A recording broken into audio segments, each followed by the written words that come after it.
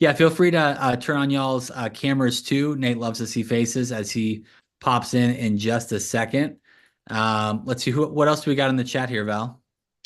We have Colton saying he's from Cincinnati, Ohio. You're in the right place. Nate's Nice. just outside Cincy, so that's super cool. We Welcome, have Colin. Michael on Facebook saying he's from Buffalo, New York. Awesome stuff. And then Hey, go Kristen Bills, man. from Facebook also said go Mavs. Hey, that's okay. I like the Mavs. I respect it. Let's see. We got Mike in the Zoom chat saying finding deals has always been a problem for me. Mike, we can definitely talk about that. Jennifer, first time. Awesome. Hey, as you guys are jumping in, Nate will be joining us in just a couple minutes. We like to open up the Zoom early so you're not just staring at a waiting room. Let us know in the chat where you're watching from, where you're at in real estate. Are you a real estate investor currently? Are you a realtor? Are you a flipper? Just where you're at, man. Maybe you're a complete newbie and you're like, man, I bought Dogecoin one time. Like I've never invested anything. Like, help, please let us know. And iPhone from AZ, how do we find the deals? Very cool. I'm from West Valley right now. That's where I live. So Arizona is way too hot. Fred from Chicago, Chi-Town. I used to also live in Chicago too, man. I'm not even military. I moved around a lot of times, but love the deep dish pizza, baby. Jalen, Kansas City, Missouri, ready to learn all the ins and outs. Jalen, excited to have you. Joanne is a newbie. Beata live in San Diego, California, two rentals here, now investing in Central Arkansas. Definitely, man. We have a lot of people who invest where they live, which in sometimes is recommended, right? Because it's kind of easier to manage. And then we also have people who invest out of state and things like that. What's up, Nate? How's it going, my friend? What's What's up? going on, everybody? How you guys doing today? What's up, Donald? What's up, Val? What's up? Hey, man. So, I just want to thank anybody in here, veterans. Hey, could you guys mind cutting your cameras on? You know what? Nah, man. Let's just do this, man. I cut mine off too. Y'all don't want to look at me. I'm ugly. I'm just kidding. Come on, everybody, cut your cameras on, man. Let's be lively today. And please, man, don't Zoom bomb us, man. Last week we had people putting man, pornography up here. Come on, man. Don't do that, man. We ain't here trying to learn, man. Um, I just want to thank any veterans in here by show of hands. Not me. I went to a veterans home, but I went to military school, but I didn't go to the military. So I just want to thank any veterans that we have in Yeah, here. drop in the chat if you're a active or a retired veteran. So I got this guy working for me, and he's a veteran. And, I hadn't seen this guy in years, man. He used to do landscaping for me. As a matter of fact, I want to show y'all something. Can I share my screen? Okay, I'm going to share my screen here, Donald. I'm going to go to, can you You're see my sh screen? you're sharing a tiny white bar. That's not what I'm sharing. That's just what you're seeing. Okay, so stop share. Does it let you share a browser? Yeah, I've done this a few times, Donald. I know what I'm doing a little bit. Okay, so you seeing YouTube yet? We're seeing you too. Okay, so look, this here, you guys know my son Caden, right? Um, and I want to show you guys. I hadn't seen this guy. This is an old YouTube channel I had. This is Caden here when he's a little kid, but I hadn't seen this guy since here 14 years ago. Watch this.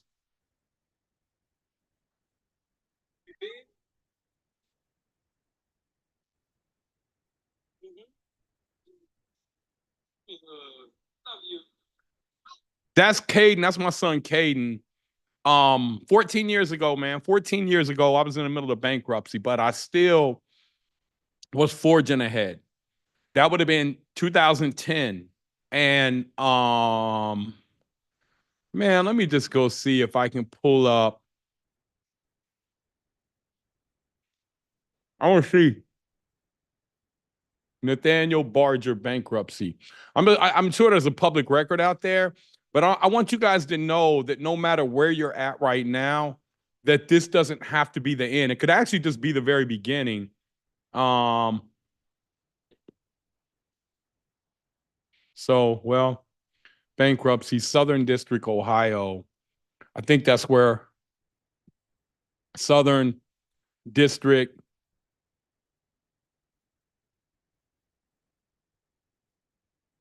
of Ohio. Here we go.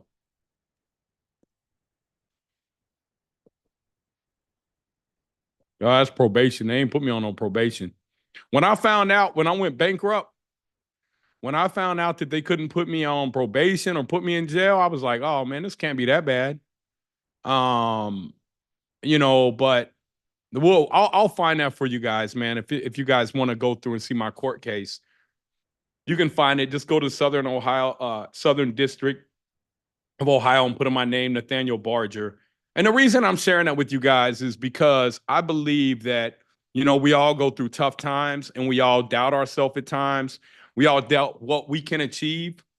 We all feel like life is over, life is at the end, this insurmountable mountain that I have in front of me. How many of you guys have felt like that before, man? Like you've had something that's insurmountable that was going to be really hard to overcome. Only one person? Hey man, Phil, I know you felt that way. I know where you from, bro. Well, I felt that way many times in life.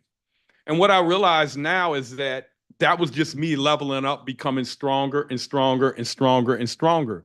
You can't get to where you want to go without feeling that way a lot of times, because if you play it safe,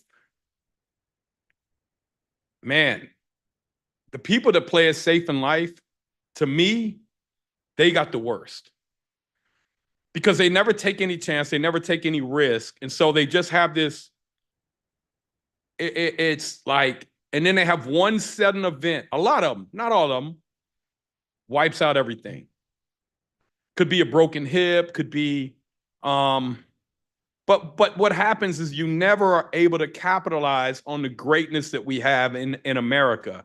And when I say greatness, what I'm talking about is the ability to go out here and make something out of nothing.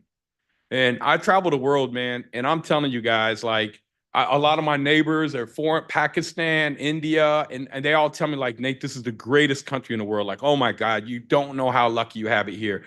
And the fact is we don't, because a lot of us were born into it. And that's why you see immigrants over here that are absolutely destroying it and crushing it, because they have the tenacity. And so, I want to talk to you guys about, I said this week I was going to share with you guys. So my son bought this property here. So you've been there? Anybody else been there? Bamser? And you guys mind cutting your cameras on? Because in a minute we're going to pause it. Nobody else will be able to screen share their cameras. Thank you, Sean. Anybody else? Can you guys come up here on camera? Donald, are you gone? Donald, you're going to share your camera? Thank you, Bams. I appreciate you. So I wanted to share with you guys this property that my son did. And then I want to show you guys the address. I'll show you what he paid for it. I'm going to show you everything. And so what I thought at first is the property was worth about $350,000, and the extra lots that came with it were worth another $100,000. Well, I was over there after we closed on it, and my nephew came up. He said, "Hey, man, such and such just bought that property." Somebody we know, I don't want to say his name. He just bought that property up there, up the street, and he got an appraisal back for $725,000. I was like, "How far up the street?" He was like, "Right there." I was like, "Where?" 6 houses up. And so when I got this appraisal report, I realized that area, that little pocket we're in, there's really nothing trading there that's renovated. So they're going out a half a mile, over a quarter mile to pull comps. And so I got this appraisal report showing that if we could do that, we could get comps as high as $700,000 or $800,000. And that's why I said I know he can get a comp for $500, and then the land's worth $100. And I'm going to show you guys the land here. I'm going to show you guys where it's at here. And so I'll go over here to Zillow. Can you guys see my screen now? Okay. I'm gonna go over here to this is the address right here.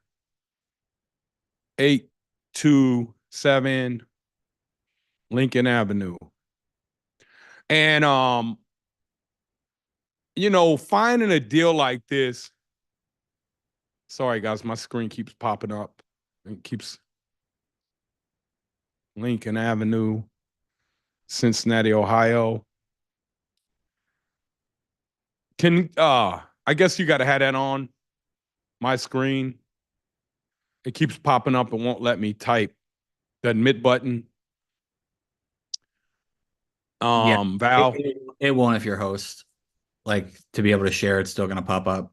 We just try to let them in as quickly as possible. Okay, can you find a way to next time not have that pop up on my screen if there's a way?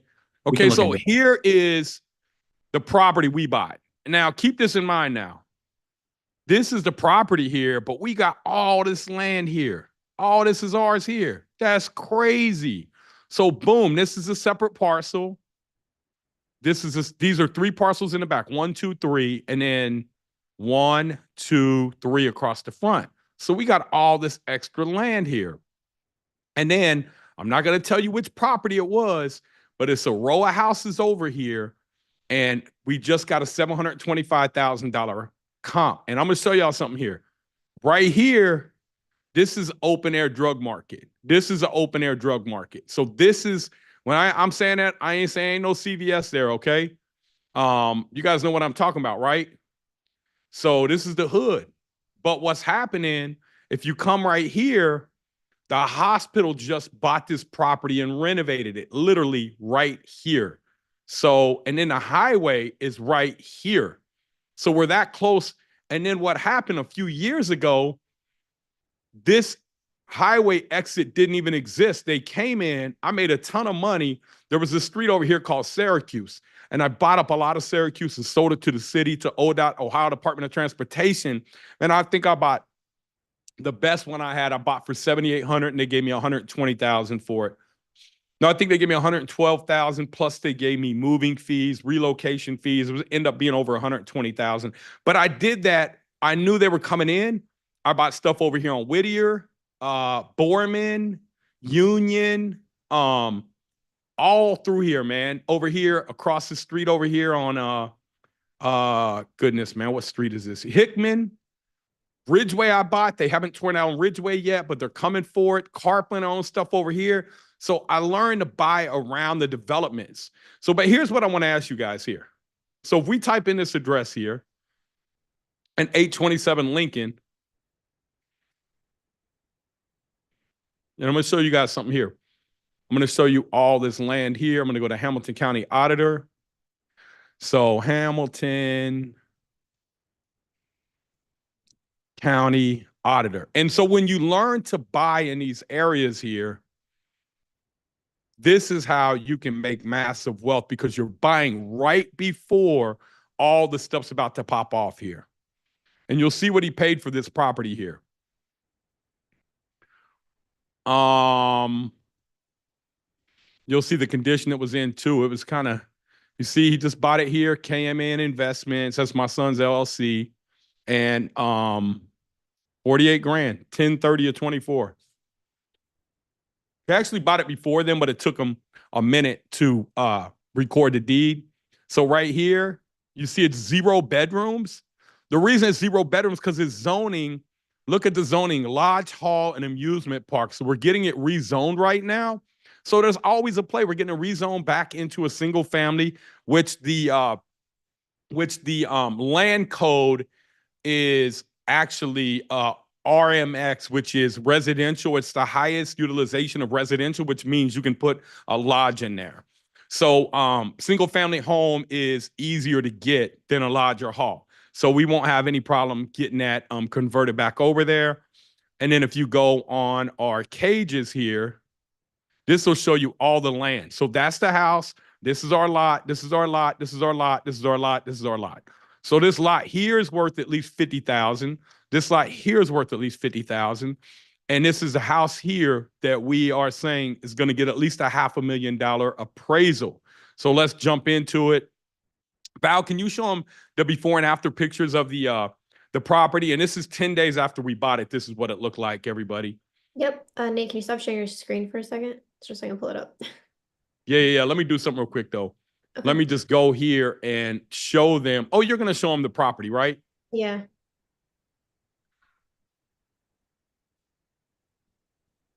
All right. Hold on. Go ahead and show them the before and after. Yep. And again, look, everybody's saying, like, there's a lot of people out here, man, with just, I'm not telling any kid to drop out of high school. I'm not. But this is the craziest thing here. My son didn't want to finish high school. That's what we paid 48 grand for. Look at the soffit up there. It's all rotted out. We had to fix all that. Windows were all jacked up. They didn't have, I mean, it was just in bad shape. But go ahead and show them the after picture. Hold on. I'm pretty sure I had it shared. But there's so many people that were like, man, I can't believe you're going to let your son drop out of school. And I was like, look, man, I'm not telling no young kid to drop out of school, but Caden will probably be a millionaire in 9 months doing this right here. This is something that I'm going to tell you guys straight up, man. I own Marriott hotels. I own Hilton hotels. I own IHG hotels.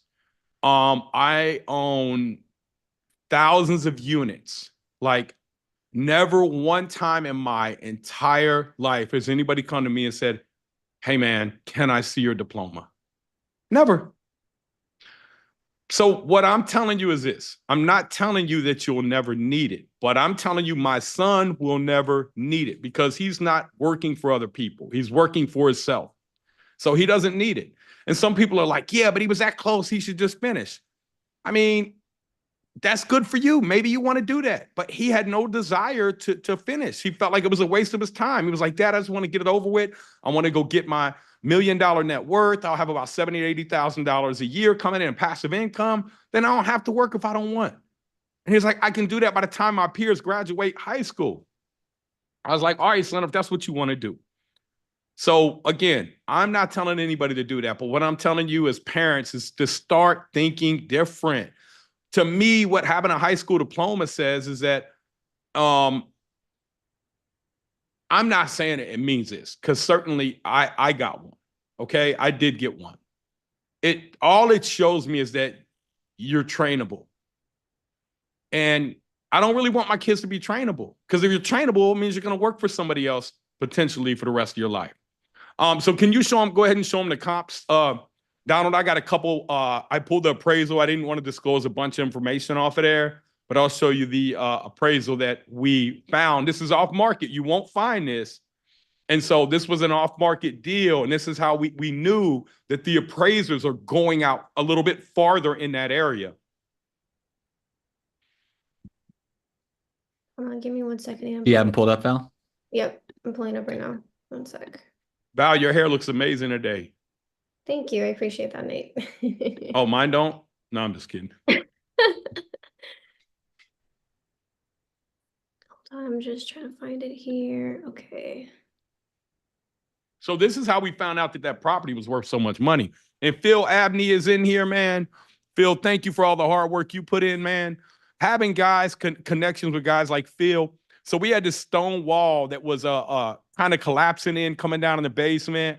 And Okino, who's an OG, man, he's done millions of dollars worth of renovation. Yeah, here it goes right here. So this is a renovated one. Again, we don't want to disclose. This is on Lincoln Avenue too. It's literally a block up. And, you know, we got the whole appraisal report, but this is just the first page. And then go to page 4. Page 3 or 4 always has the value. You got that other one? No. Wait, hold on. Let me just double check. It should be in there. I can pull it up real quick. So it was $725,000 from a sale comparison, and it was $870 from an income approach.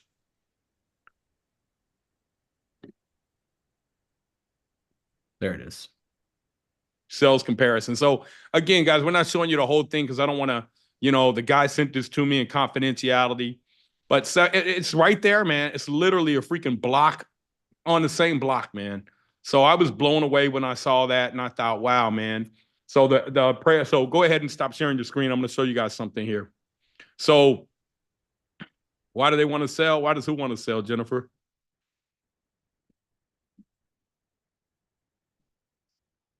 Okay, so we're going to go back over here. Now, when we go to sold, we're going to go to more. Okay, so nothing in 2020. We won't care about that. Okay, so apply.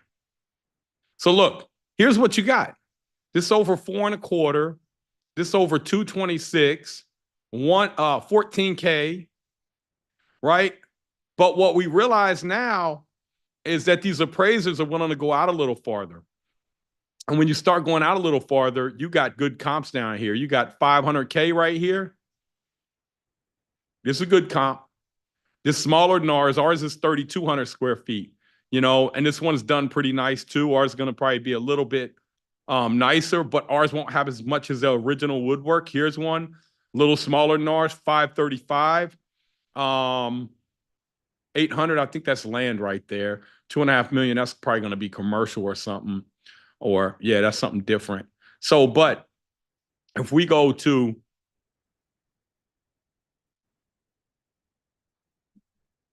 $450, like here goes one, $515. I mean, look at this thing, man. $515. And I mean, this thing doesn't really look great. It doesn't. $470. So what's happening in this area is, look, you have compression. Look down here, you got stuff $595. I don't know what that's a funeral home would look like. $490, 2.5 million here. See, you got like that's a condo there. So you got nice stuff coming in. $715. Look at this, man. That's probably comparable to ours.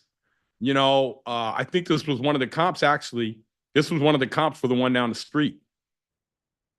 So again, when you're in these areas here that are starting to get gentrified, this is where I've made a lot of my wealth over the years, understanding where to buy, how to buy, and buying before Whole Foods. Because Beecher Street is like one of the worst streets here. Well, let me tell you something. This is all, I'm going to zoom in and show you guys why. So this is low-income housing here. And these are a lot of projects right here. And this here is, like I said, man, it's all open air drug market here. They're going to change all that. They just put this highway in. You got hospitals. See right here, hospitals. Look at this brand new hospital they built right across the bridge right here. This was the hood over here. See all these houses they bought up, knocked it down, and built this big old, man, I wish I could show you guys. But look, hospitals over here. This is a hospital here. This is the university. These are all hospitals here. University of Cincinnati right here. So look here, 615, 456. That's a 4-family. I mean, so this area is coming, and it's coming fast. Walnut Hills. Anybody in here from Cincinnati understand what's happening in Walnut Hills? So when you understand the areas to buy in, that's where you get wealthy at. So when I first started investing, I was doing Section 8 housing, and I was buying in the hood, but I didn't understand. I just thought, oh, cash flow, cash flow. Where after owning these properties for a few years, you don't have any cash flow because you're buying these houses, and what happens is there's always this next capital repair, always the next capital repair. So I realized the real wealth was made in appreciation. And I bought some properties over here in this area, Evanston, Walnut Hills, and they went up drastically in value. And I bought some over on the other side of Cincinnati, in Fairmount and Westwood, and they didn't do so well. And so I've been doing this stuff since 2005, almost 20 years. I went bankrupt in the last recession, and I really learned how to do this stuff and learn it right, man. It cost me millions of dollars in mistakes and over a decade of my life, failing. And I finally figured it out, man. And that's why I want to share this stuff with you guys, really, man. And so I'm going to open it up for questions right now. And Caden got his certificate of occupancy on his very first property today. And he has a move-in Friday. He rented it for $19.95 a month. and he's all in for 152, and the appraisal should be right around $300,000 on that property, maybe a little higher. Everyone, please feel free to drop any questions you have in the chat. Nate, we do have one from Ash, and Ash asked, how do you sell and flip with little to no money? Well, I mean, first, you should really get skilled up. You flipping isn't really the way to get, I mean, that's not really how you build long-term wealth. Now, flipping a property is risky, and here's why. What if it doesn't sell? You owe your investors. And then what if you have to hang on to it and you can't service debt? So you want to, even if you're flipping a property, you want to have your exit strategy needs to be, if it doesn't sell in 60 to 90 days, I'm going to probably hold on to it and rent it and refinance out and pay my investors back. So how do you start with little to no money? First thing you need to understand is how to source your own deals, right? So what I would do if I didn't have any money is I would first probably wholesale some deals to get some capital. I would get an investor list built out, and then I would source my own sellers, and then I would get around these investors, and I would talk to them, and I would watch what they're doing. And this doesn't cost you anything. Doesn't. It costs you time. Doesn't cost you a lot of money. It's crazy that we will go invest $100,000 in a 4-year education that's only going to pay us $50,000 or $60,000 a year. And our growth potential is like 3 to 4% raises, right? But we won't invest a year of our own time honing in on a skill that can make us a millionaire, that you have no cap on how much money you can make. So the first thing I would do is I would learn how to find deals, source deals, wholesale them to investors, and tell the investor, hey, listen, man, I'll sell you this deal, but I got 2 conditions. Number one, I'm going to make a $5,000 fee on it, or $10,000 or $20,000, whatever. You price that into the deal. Number 2, I want to be able to come over there and I want you to show me what you're doing. I want you to show me what you're doing to this property. And then my goal, Mr. Investor, is this, that I want to partner with you on the next deal. And he says, well, what do you mean partner? I'm going to bring the deal, okay? I'm not going to make anything off of it on the front end, maybe $1,000, maybe for your time, but I want some equity on the back end. Why? Because I want to learn what you know, Mr. Investor. That's what I would do. And I would learn from him, or I would go get a mentor. I would pay a mentor. You know, if you don't have any money, man, learn how to get around the right people. Change the circle of people that you're around. That's what I would do. You can do it in any city, anywhere in the United States. This stuff happens all the time. I don't care if you're in Boston. I don't care if you're in Miami. I don't care if you're in LA. There is somebody today that put a property under contract that had $1 million in equity in every city across the country. It happens every day. Don't tell me you can't do it. Tell me you don't know how to do it, but don't tell me it doesn't happen. That's a really good answer to that question. That was really awesome. We have Greg asking, he said, I'm trying to get into the BRRRR game, but I'm finding closing on DSCR loans are high around 10,000. Does that seem like the normal, or do I need to keep looking around? Nah, man, who cares, man? It's going to cost you 10 grand. You got to understand, they're not looking at your income, right? They're giving you rates comparable to what the banks are. They're going to make their money on the front side. You know, if you get a $200,000 loan, I showed you guys last week a deal that I paid 11% interest and 2 points on, and I made over $1.3 million on the deal. The investor made a couple $100,000. Price your deal in to understand what those costs are going to be. So price that 10 grand into your deal. The goal is to be in your deal for no more than 75% of the after repair value. That means if the deal's worth $1 million, you want to be in it no more than 75%, 750 grand.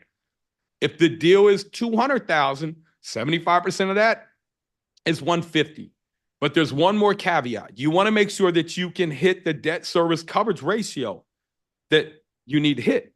What needs to be included in that 75%? Your acquisition cost, which is the price of the property, any of your closing fees, not just your closing fees, but your refinance fees, because you're going to have to do 2 of them $10,000 loans. First, on a fix and flip might cost you $5,000 or $6,000. And then when you're going to do the DSCR, I mean, let's say this.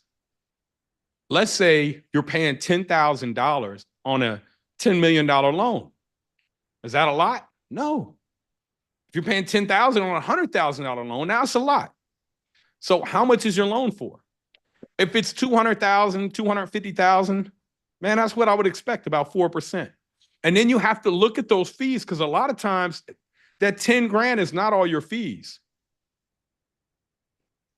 So you may have escrow in there for your taxes, which may be $1,500, $2,000.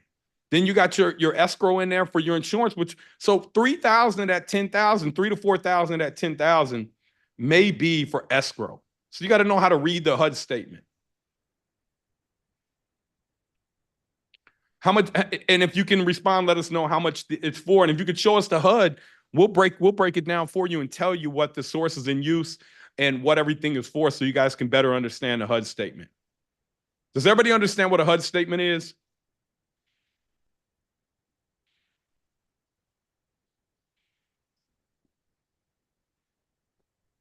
Go to the next question. Okay, iPhone 20 doesn't know what a HUD statement is. Okay, that's fine. Next. So I'll see if I can pull one up. Go ahead. No, yeah, Tom Renner said yes, and then yeah, Tom Renner said yes, iPhone said no. Next question we have is from Nathan Lee, and he's asking, how do you find the owner of abandoned looking houses? Easy. Give me the address. I'll find them right now. I'll show you how to find them. I'll show you how much they owe on a property, how much they paid for it, how much their payoff is, their phone number, their email, everything right here in front of you, just like, what's his name, David Copperfield? Or maybe Evel Knievel if I don't get it right. Just depends. 3020 Kilburn Avenue. Okay. So here, let me go in here. First thing, I'm gonna go over here to, and I have a free, you can sign up for this software we got. Just go to natebarger.com. Okay. And then what we're gonna do is we're gonna go to our partners here. And can you guys see my screen here? Yep, we can see your screen. Okay, so I'm gonna go to Deal Machine here. Unlock offer. Okay, so I should just be able to log in here. Okay, log in. Okay.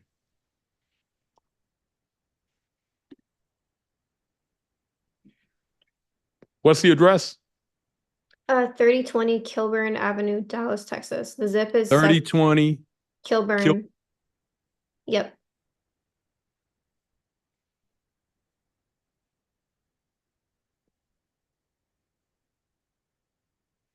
Okay.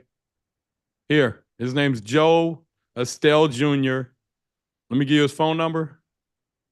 Right here, man. 214-493-1045. Hey, everybody, please don't call except the guy that did that. Okay.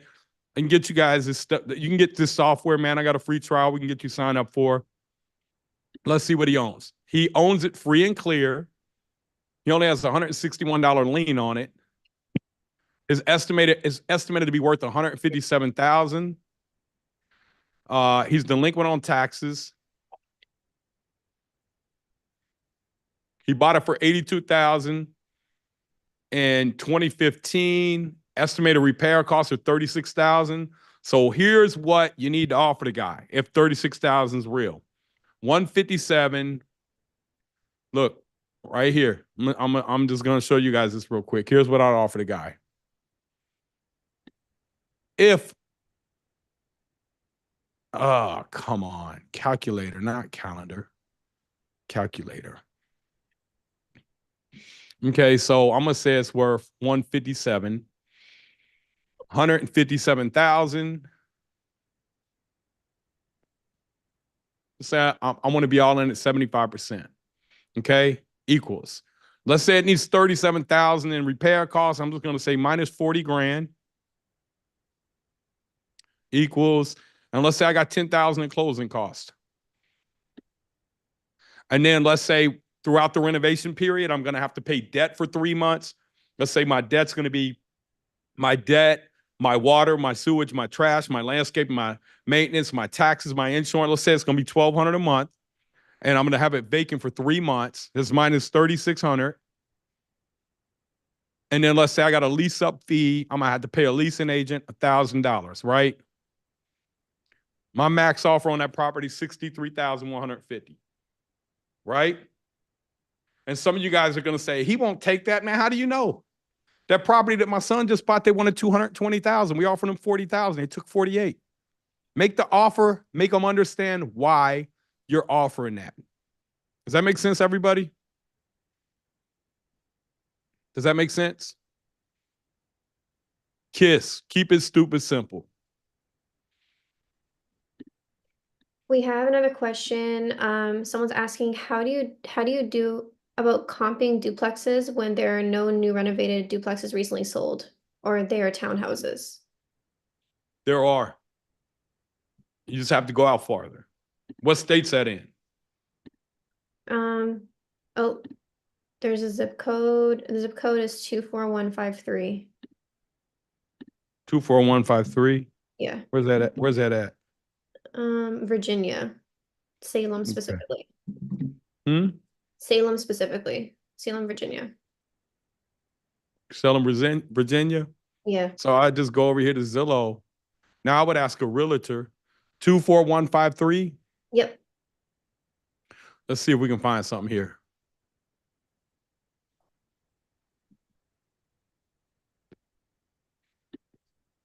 Okay. How many beds is it? 2-bedroom. Okay. Two bedrooms? 2-bedroom, 1.5 bath, and by the way, this is from Deep. He said yes. Okay. Yes to what? It is 2-bedroom. Two bedrooms? Yes, yeah. Okay, so I mean, right here, is this one here? That looks like one. I mean, I need to see kind of like the picture of it. I don't want to ask you, let me get rid of this here. This search here. What do I got in here?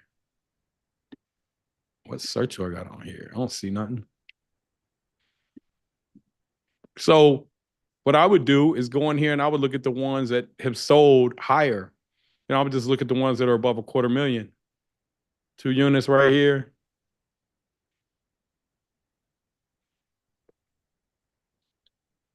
So this one here, unit and 621, 260. Okay, hold on. This is, yeah, that's sold right there. 260. Here's another one, right? Okay. I mean, it's right here, man. There's a bunch of them. I need to know what part you're in, though. I mean, this is the whole zip code. Here's another one. Here's another one. That one, I mean, they're all over. This area looks like it's a more expensive pocket. We just go in here, man. Here goes one. What did it sell for here? So it's not hard to find this stuff, man. It's readily available. Now, some states you can't find this stuff. And you're gonna need somebody that can help you, like a realtor that can pull it. So 360, here goes one that sold, unit A and B. You know, it doesn't look like it's greatly remodeled, but I mean, here goes one 640. Like this is a brand new one here. 622 and 626. It's a 2-unit here. It may be more than 2 units here, but let's see what it says. Let's look at the agent remarks here. 2 duplexes in Southwest Row. So 4 units. Each unit is a 2 or 3 bedroom. So here we take the 640, it's over 320. Now, is this new construction, it looks like? Nope, built in 1986. Here goes your comp right here, 320 grand, right? And Zestimate saying it's worth a little bit more. So does that make sense? Yeah, he You know, said, got it, thank you. uh-huh. Just what I told my son the other day is this. A lot of what we go through in life is giving up. So I told my son, he said, "Oh, Dad, I can't get that done." I said, "Well, here, man, let's play a game real quick." He said, "What?" I said, "Let's say your life depended on it." or my life depending on it. I'm going to die if you don't get this done. Do you think you can get it done? He was like, yeah, now that you put it that way. I was like, well, so what you're telling me is that mentally you couldn't get it done. But now that your mental is like, oh, I have to get it done. Now you can get it done. And you can get it done in a short amount of time. So don't say you can't get something done. Just say, how can you get something done? And that software, anybody that wants a free trial on that software, we do trainings on that all the time too. We do challenges in our private group. We actually, I think we're going to be doing a one for the public as well. What's up, Yachty? How you doing today, brother? You looking sharp over there, man. So, just get stuff done, man. Just get it done. That's what we need more of in America. Less excuses, more getting it done. I don't care who the president is. I made millions of dollars with Democrats in there. I made millions of dollars with Republicans in there. It doesn't matter. Like, none of that really matters, man. They don't even know my name. Doesn't matter. They don't even know your name. So why do we let things like that matter? Let's unite. Let's come together as people. And let's just get out here and crush it. Can we all just do that? We have another question from Rodrigo, and he's asking, this is a really good one in terms of mindset. He said, how do I get over the fear of buying my first house? Well, you probably don't know enough to buy your first house, would be my answer. Because if you knew the pitfalls, you would be more comfortable with it. It was like when I was public speaking the first time. I'm very outgoing, but I was nervous. And I was like, man, I'm nervous speaking in front of all these people. Like, why? I never thought I'd be nervous. And then I realized it wasn't that I was nervous to speak in front of a bunch of people. I wasn't prepared. So then I got a PowerPoint. I was like, oh, man, this is easy, man. You put me in front of 100,000 people, right? And so a lot of times it's just us not being prepared. So if you don't know how much renovation costs, if you don't know what could go wrong, like, oh, how old is the furnace? How old is it? How long is the furnace going to last? How long is the AC unit going to last? How old is the roof? See, a building is not really complicated. It's not, we think about buildings, they're made out of caveman materials, sticks and stones. And, what's the most complicated thing in a house? A furnace? It's not even that complicated. It has a heat exchanger. It has a blower motor. It has a capacitor. If it's gas, it has a valve that tells the gas valve to stay open. I mean, they're just not complicated. It has a control board on it. They're just not that complicated. An iPhone is really complicated now, right? But a house is pretty simple. Asphalt shingles. I mean, people overcomplicate it. Like, oh, a roofer. Like, man, my uncles used to get drunk on the weekend and put roofs on for each other, And bring a 24-pack of beer and they had a roof on. And now we want to overcomplicate it and make it cost all this money. Like, man, go back to simple, basic. It's lumber, it's drywall. There's nothing complicated about a house. That's a great answer to that question. We have another question from Austin, and he's asking, how do you find multifamily homes to buy that aren't on the market? Same way you find them all, man. Deal machine. Just go in here. Like, give me your zip code, man. Somebody give me let's go look at the zip code that we just had, man. I want to show you guys something here. Okay? Now, look. Y'all go in here and y'all download this deal machine app that I got up here. And look at this, man. I'm going to go find everybody in this neighborhood that tells me they don't want their property. Well, how am I going to find out who them people are? So I'm going to go in here, and this is let me go reload this page here. Okay, here goes some people. Now, them people probably want their properties. Now, let's go in here. I want to find out who is tax delinquent. Well, who ain't paying their taxes? Why is that important? 641 people. 600 in this little bitty area. I got 641. This is a start. I'm going to go find out over here, and then I'm going to scroll down to the ones that haven't traded in a long time. And I'm going to say, okay, this one here, off market, high equity, right? Let me see something here, y'all. So I'm not trying to add no lead, but, just going in here and using the data that's provided for us. Does that make sense? I'll come right in here and I'll find somebody that's delinquent on their taxes right here. I want somebody that's high equity, tax delinquent, and match all. Watch this here. Boom. Hold on, y'all. So let me zoom out a little bit. Here goes one right here. Look at this white one right here. See that? Boom. Okay. They own it free and clear, off market, high equity, tax delinquent, senior owner, absentee owner, corporate owner.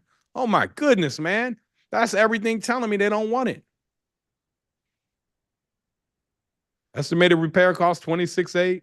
And call them right here. Boom. Get their number. They got 3 phone numbers, 3 emails. Sandra F. Meteor. Do they own any more? Nope. No HOA. You know, I mean, all these white dots here are people that have high equity, plus 3 more. Let's see. High equity, tax delinquent, senior owner, corporate owner. Come on, man. They own the thing free and clear. They're begging for somebody. Man, they waiting for somebody to come in and make them an offer. Right? So when you guys say you can't find properties, man, tell me you just don't know how. Don't tell me you can't find properties, man. You drop me in any city, man, I'll be a millionaire in 30 days doing this. It's not that hard. It is a skill set that you got to learn. And these are off-market deals, so guess who I'm competing against for them? Nobody. There's nobody out there saying, you got to hurry up and get your offer in. If they pressure me in to hurry up and put an offer in, I'll give my offer. I'll give them the offer that is right for me. And if they say, no, we can't do that, it's worth a lot more than that, I'll say, hey, man, I got a buddy of mine that's a realtor, man. He can list it for you and probably get you more. But here's what you're going to go through if you list it. You're going to have people come in. You might have 20, 30 people walk through your house, maybe. You know, maybe you get an offer. Maybe you get the number you want. They're going to do an inspection, right? Those are retail buyers. They're probably going to retrade you. It may fall out of offer. I was like, it may close. It may be simple. And I just keep it real with them. And then you're going to have to pay the realtor a fee. So I just told a guy the other day, I said, hey, man, he told me, say, we getting a divorce, Nate. He said, I want to sell my property. What would you give me for it? I said, man, I don't even want to hit you over the head like that. I was like, your property's worth about $350 to $400 renovated, but it needs some repairs. He's like, yeah, it needs a lot of repair. I said, look, realtor can probably get you like $250,000 for it. Let me give you my buddy's number. He'll call. He'll get you the most money you can get out of it. I seen him a couple weeks later. I said, man, did you call my buddy up? He says, nah, man, we don't feel like doing all that, man. He said, what do you give me for? I said, man, I give you 150. He said, that's cool. We only owe 64 on it. I said, man, are you kidding me? I just told you can get $250,000 for it. He said, man, we don't want to deal with all that. We're getting a divorce. So don't assume. But I was straight up honest with the guy, man.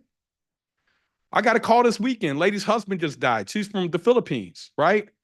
And I told her, I did the same thing. I said, look, your house worth about $350. She said it has to go into probate. I said, it may not. You may have a survivorship deed. Let me put you in touch with somebody who can show you. And she was like, well, what would you give me? I said, look, man, just call. I was like, look, call this guy up. You guys they only owed $50,000 on her property. And this is like 4 minutes up the street. And I got a call from one of my students. And I asked my student, I said, what's your goal? They said, just to help him. I said, okay. So I just told the lady, I said, look, here's your comps. You can probably get $350, $370, but you're going to have to paint it. And you're going to have to put some flooring in it. Here's a direct comp. It's over $379. I put her in touch with I said, I'll put you in touch with my guy. I put her on the phone. She didn't want his number. But I was like, he can help you. She said, well, what will you give me? I said, I'm going to give you $250,000 because I'm going to clean it up and put it back on the market for $379. I was like, but why would you want to do that? I was like, that's retail. So be honest with people. Let them make the decision.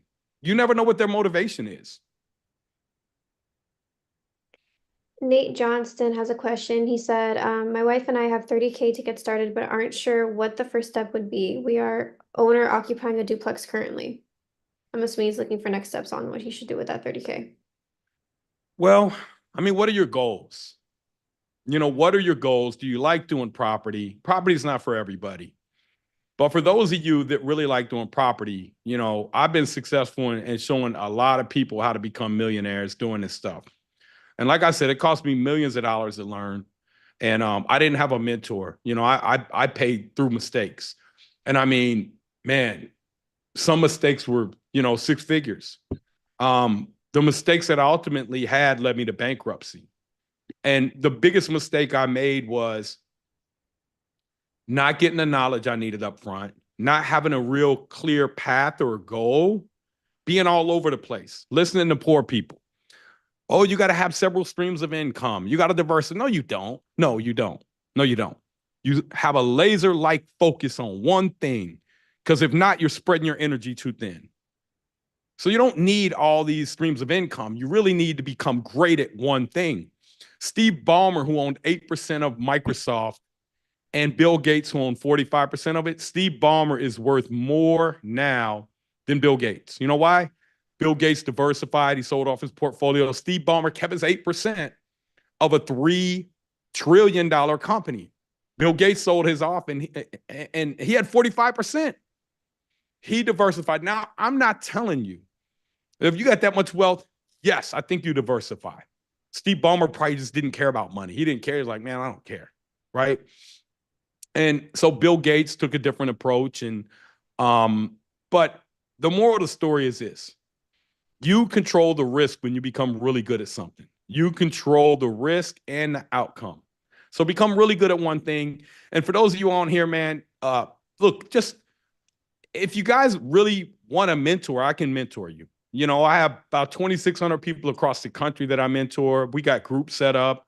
You know, our program is set up like unlike any other program. Once you're in for life. And when I say 3, 4, 5 years from now, you're still getting mentorship. You're still getting weekly calls. You're still getting weekly coaching calls. You're in a community of people that you see developing the millionaires right in front of you. Now, some people, it takes longer. Some people might take 2 years to get your first property. That's all up to you, what pace you want to go at. But the main thing is that you make progress every day. So for me, what I would tell you is this: if you really want to do real estate, invest in yourself. Go out here and find you a group of people. You know, find a group of people that you want to be around that can help you grow. Don't try to go it alone. It's expensive. I did it alone. I was a drug dealer. I didn't know what else to do. I started doing real estate, and man, it was brutal. You know, like one of my very first properties I bought, the day I bought it at the sheriff's sale. The day they transferred it over, man, it was yellow tape around it. It was about to knock it down because I didn't know. I just thought, oh, I got a deal. No, you didn't. It had a demolition order on it. Man, they had yellow tape around it. I had to go file a temporary injunction myself. I had to go down there and write this. The lady helped me. I said, man, what can I do? I didn't have an attorney. I didn't know about attorney. I didn't know anything. I went from being a drug dealer to writing temporary injunctions in court on a piece of paper. That's how I learned. I learned the hard way. But I wouldn't take it back. Now, in the middle of that, it was living hell. It was literally living hell. Every day I wanted to give up. Several times, man, I wanted to give up. Like every waking moment that I thought about it, I wanted to give up because it was hard. Because I didn't have a goal. I didn't know where I was going. I didn't know how I was going to get there. I'm like a lot of you guys, man, just lost. So I understand what that's like. And that's why I show people a 5-year plan that I believe is achievable for anybody to become a millionaire. My son's going to do it in 9 months. And some of you guys say, yeah, he has a dad like you. Man, he sure does. But I didn't. So I made sure that he had an opportunity that I didn't. That's what we do, right? And so he has an advantage, and he's a bit entitled, man. I don't really know how to take that away from him. But how could you not be entitled? How could your kids not be entitled? I thought about it like, I didn't want to work this hard just to make my kids work this hard too. That didn't make a lot of sense to me. So I still struggle with parenting a lot of times and, you know, trying to figure out if I'm making the best decision for my kids, you know. But at the end of the day, man, what I want to see is I want to help 10 million people become millionaires. And why not you? Now, it's not going to be directly through me. It won't be. Some of my students have went on to, you know, teach other people the stuff that we teach. We teach high level, man. About $500 million in real estate. Guys, I could go make so much money in real estate. It doesn't fulfill me. What fulfills me is seeing you guys. I got I got a girl coming in town this weekend. We got about 150 students coming in town. We're throwing an event free. We're paying for everything. It's Friendsgiving, kind of like Thanksgiving. I ain't even put it on. One of my the Cincinnati president, the Columbus president, the Cleveland president, Indianapolis president, and the Kentucky president all came together to put this event on. And when I found out about it, they said, Nate, you're going to be in town on the 16th? I was like, I think so. Greg, you got to be here, man. And then so I just told Deshaun, like, man, how much is it going to be? They're like, we're paying for it. I'm like, nah, y'all ain't paying for that, man. I'll pay for it. Right. But that's the type of giving community that we have. And so I just got off the phone with this girl that enrolled like a couple weeks ago. And she's coming. She owns a construction company. She's from Dominican Republic. She came over here, started a construction company. She's up in Boston. And she said, I want to bring my daughter down. And I want her to see what your son's doing. Her daughter's 19 and saved up $90,000, man. Right? Come on, man. She was like, Nate, and she saved it. She worked for me and she saved every penny. So if she can do it, why can't we do it? Right? It's all mindset, the right people. So she's going to walk through that house Saturday at 10 o'clock over there on Lincoln. We're going to have about 150, 120 students come and walk through the house. And we're going to have things broken down on the board, showing them what we're paying, why we decided to do it this way, for every last thing. So if you guys are, Yadi, you going to be there? Awesome, man. And, you know, bring your kids, man. We'll have the place cleaned up, man. We'll have it cleaned up, no nails. Phil did an amazing job of doing the demo over there. We got our tree guy. Oh, my goodness, man. I came over there yesterday. He had a tree in the middle of the road, blocked the road off with a Nissan Altima, no orange cones. I was like, this can't be good, man.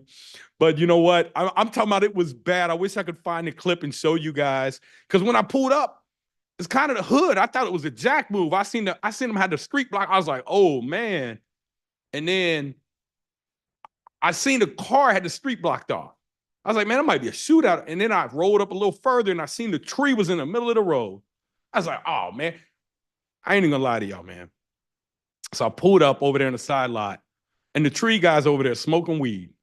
And I'm like, what is y'all doing, man? Y'all got this tree. Y'all got the, there's like, we had to take a break. I was like, oh. So when y'all be dogging me sometimes, like, Nate, man, you get what you pay for. Sometimes you ain't wrong. Sometimes you do. But you know what? That's my guy. That's my guy. And you know, he's getting it out of there, man. We have a question from Vita. She's asking, what would be the first step in doing a BRRRR in a different state? I would highly recommend that you don't do it in a different state. There's so many different things you need to control. And if you're going to do it out of state, you got to have a community of people.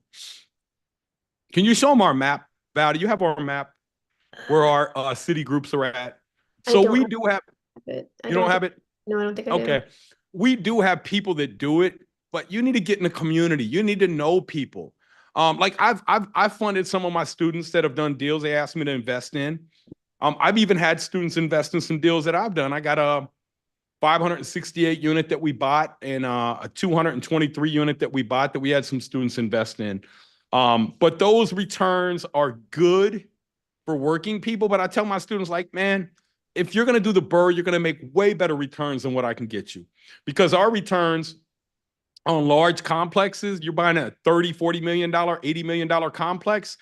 Man, we're not able to double our money like you can on a lot of these BRRRRs. Because when you get to institutional quality assets, it's a lot harder to find, you know, $100 million properties that you can buy for 20 million or 30 million and put 20 million in, be all in for 50 million is worth 100. Now, I've done them before where we've been able to, I got one that we bought for 17 million and 19, it reappraised at 45 million. So I've done it, but it's harder to find those deals, a lot harder to find those deals. So, you know, I would say, why not the area that you're in? And you're going to tell me because there are no deals there. And I'm going to tell you that's wrong. There are deals there. Nate Johnston put a reply to what you said about his question. He said, "Where do you find like-minded individuals outside of the Facebook groups? I want to surround myself with people that are successful so I can start to change my habits." Well, in our academy, man, we got nothing but abundant mindset people, man. That's all we got. So in there, you know, that's one place that I know for sure. Um, Other than that, man, you just got to get around people, man. I don't really know what to tell you other than get around people that are where you want to go. Awesome answer. He also mentioned that he wants to be financially free and he's looking into getting into real estate fully. So Nate, You can do it in real estate, man. The reason real estate is always so powerful because there are always people that don't want property. They look at property and say, "Man, this is a liability to me." And what's the zip code? The zero zip code that the guy just pulled up? it's a different person, but the zip code was 08861. Zero eight. 8861. So, and what was he asking for? He just said, "Can you check the zip?" Yeah, check it for what? Jay, What do if you you want to see? Jay, if you can reply to that. Oh, he said if it's a deal. He said deal. Oh, I mean, you know, there's deals everywhere around here, man. You go in here, you can do the filters out, you can find all the tax delinquent people. That's why I said, you know, when you guys say, "Hey, there are no deals here," like there are deals everywhere. There are people that are behind their on taxes everywhere, right? Um, so if I come in here and I find out, you know, who am I looking for? Tax delinquents, one of my favorite filters here. And you know, you'll see that there are people all over the place. Look at all these over here that are tax delinquent here.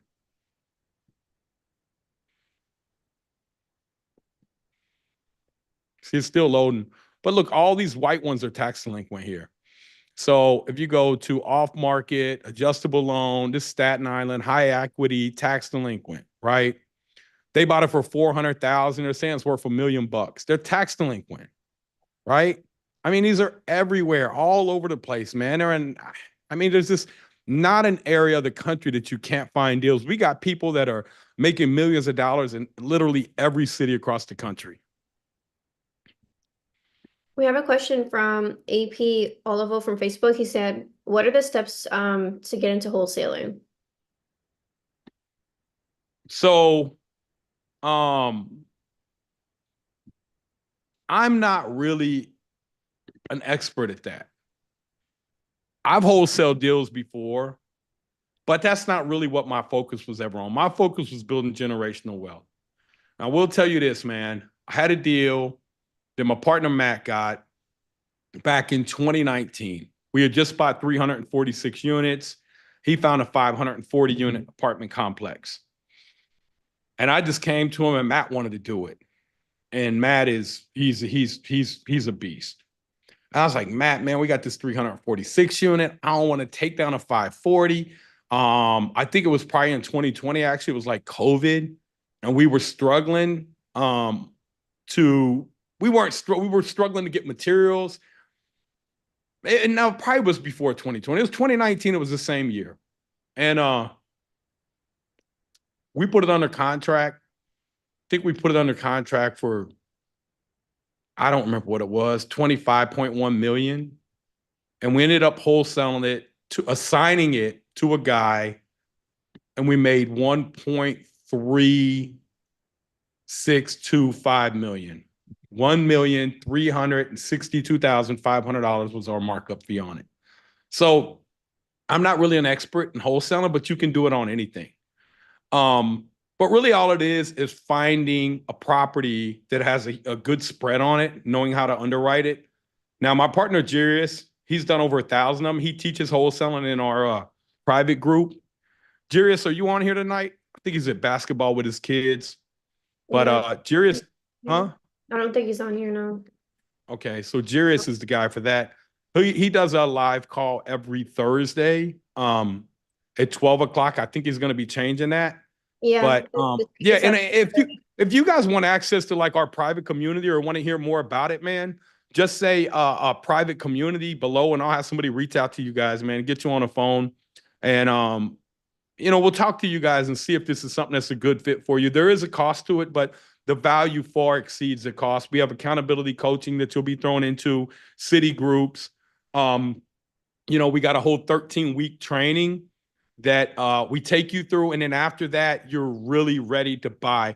You understand what area you're going to buy in. You understand why that area is poised to growth. You understand what basic jobs are. You understand job multipliers. You'll understand everything that it takes, really.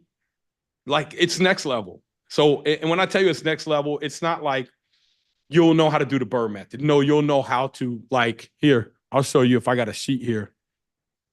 Let me see here. I don't think I got my sheet pulled up, but let me see here.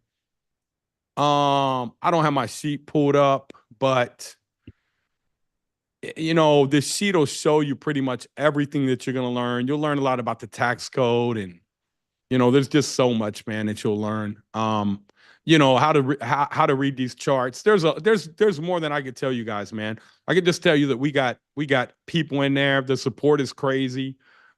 City group, you'll get added to a city group. The city groups also have vendor lists, so you'll get access to pricing, how much you should be paying. I'm in the Cincinnati one, and it blows up every day, man. People like, today, hey, I need a surveyor in Butler County, Ohio. Do you have one? Which is right outside Cincinnati. It just all day, man, and vendor lists and people sharing information with each other. Hey, I need a painter. I need an electrician. Matter of fact, the electrician that I got out of this, my electrician was too high on this job that my son did. And we reached out to a guy in the academy, and he gave us his guy price, saved us about $14,000 just using his electrician. Nate, we have another question from Kevin, and he's asking, how does he get started in real estate with bad credit or having bad credit? Just fix your credit first, man. I was bankrupt with a 400-something credit score in 2013. In 2014, I bought 28% of all the multifamily that traded in Cincinnati because I learned I had value. I learned what my value was. I learned what my skill set was. And I got people that had credit. I got people that had money. I got people that had tax returns. If you don't have knowledge, you're not investable. Why would somebody invest with you, right? What's the story behind your credit, right? Mine was I went bankrupt, man. I'm just honest with people. I was all over the place. I was, the market hit hard, number one, but that's no excuse. I could say, oh, well, the market was really hard and it was there. No, it was my fault. I made some stupid moves. I went out and I was all over the place. I had industrial buildings. I had a junkyard. I had construction company, construction equipment. I had all this freaking debt. And I just was I was all over the place. I wasn't laser focused. And that's what really caused me to go bankrupt. But when I look back at it, my residential real estate did really well in that time. Because what happened was people were losing their houses. They were being forced into the rental market, and the rental prices were shooting up because of demand. And then you had 100-unit buildings that were going completely vacant that the banks were taking back. And, as soon as the banks took them back, people would come in there and steal all the copper pipes out. And then the city would come in and shut the building down because they didn't have any water. Well, of course they didn't. Somebody stole all the pipes out of the building. And then they'd go on to steal the wiring out of the building. And then, so those were out of inventory. And then, so when the economy came roaring back, man, there wasn't as much housing as there was before, but the population continued to grow. And that's why you had a compression of rents going up drastically in Cincinnati and across a lot of the country. That makes a lot of sense. We have another question from Jalen, and Jalen's asking, is it better to find off-market wholesaling deals or on-market wholesaling deals? Off-market. On-market's hard to pull off. You got to be really good because you got a limited time frame with that. And then they're going to see it's listed on the market. And then so they may have problems with the lender because the lender is going to say, it's just a messier deal. But ultimately, Jarius knows how to do both of them. He's done over 1,000 units wholesaling. And that's something that you guys have access to him. He does weekly coaching calls. Tomorrow, we're going to be sharing on our coaching call tomorrow at 12:30 how to read how to read a balance sheet, and how to set up my son, how he's had to do all his accounting on his job. We're going to show people how to set that up, how he's doing it, and how he's able to send all that information over to a virtual assistant that he pays like $4 or $5 an hour. So, $50, $60 a month, they do all his accounting for him. He has his variance sheet, which means whatever he spent today is going to be in there tomorrow. He's going to know exactly how much he spent. He's going to know if he's over budget or under budget on the project in real time. We have a question from Jennifer Hill. This came into me directly, but she said, how do I find people I can trust when I don't really know how to vet deals and would rather put in an index fund rather than put the time to learn to vet deals? What I would tell you is this, man. The easy solution would be if you really got in our program, you would meet people that you could partner with and you would know what you're looking for. And so, index funds are they've been great over the past few years. But with index funds, the only way to continue to grow that is to go make more money. In real estate, what we do with the BRRRR method is we buy a property. Let's say you had 30, 40, 50 grand saved up. You take that money, you use that for the down payment. You're able to force the value enough in the property, come back and refinance at 75%, get all your cash back. So let's say it's a $200,000 asset that you now borrowed back. Like, let's say it was my son's. It's a $300,000 asset that he's going to borrow $180,000 out of. Okay? He rented it for $2,000 a month, $1,995 a month. The tenant will essentially pay the mortgage off. He got all his money back, all my money, all my credit card money paid off. Plus, he got $28,000 that he gets to keep in his pocket over and above and beyond to go do another deal. Plus, he has $120,000 in equity, right? On one deal. The next deal, he's going to do the same thing. That's how you build your net worth. So it's learning that skill set that will allow you to buy property after property after property after property with one down payment. That's what the BRRRR method essentially is. Next thing you know, you got $5 or $10 million worth of assets going up 5% a year. You got $5 million worth of assets going up 5% a year. That's $250,000 every year you're getting just in appreciation. Then you got the cash flow and the principal reduction. Principal reduction means the amount of the loan is going down every month. Every month, your net worth is growing. Every time you make a payment to the bank, your net worth is growing.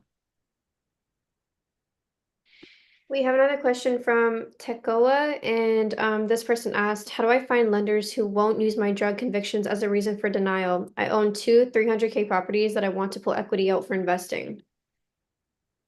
What are your drug convictions for? Are they like fraud or something? I mean, he said drug convictions. Yeah, just drug convictions. No Yeah, stuff. I mean, for me, man, I got drug convictions too. And I never had, I mean, they asked me that problem. Is it over 5 years old? Is your stuff over 5 years old?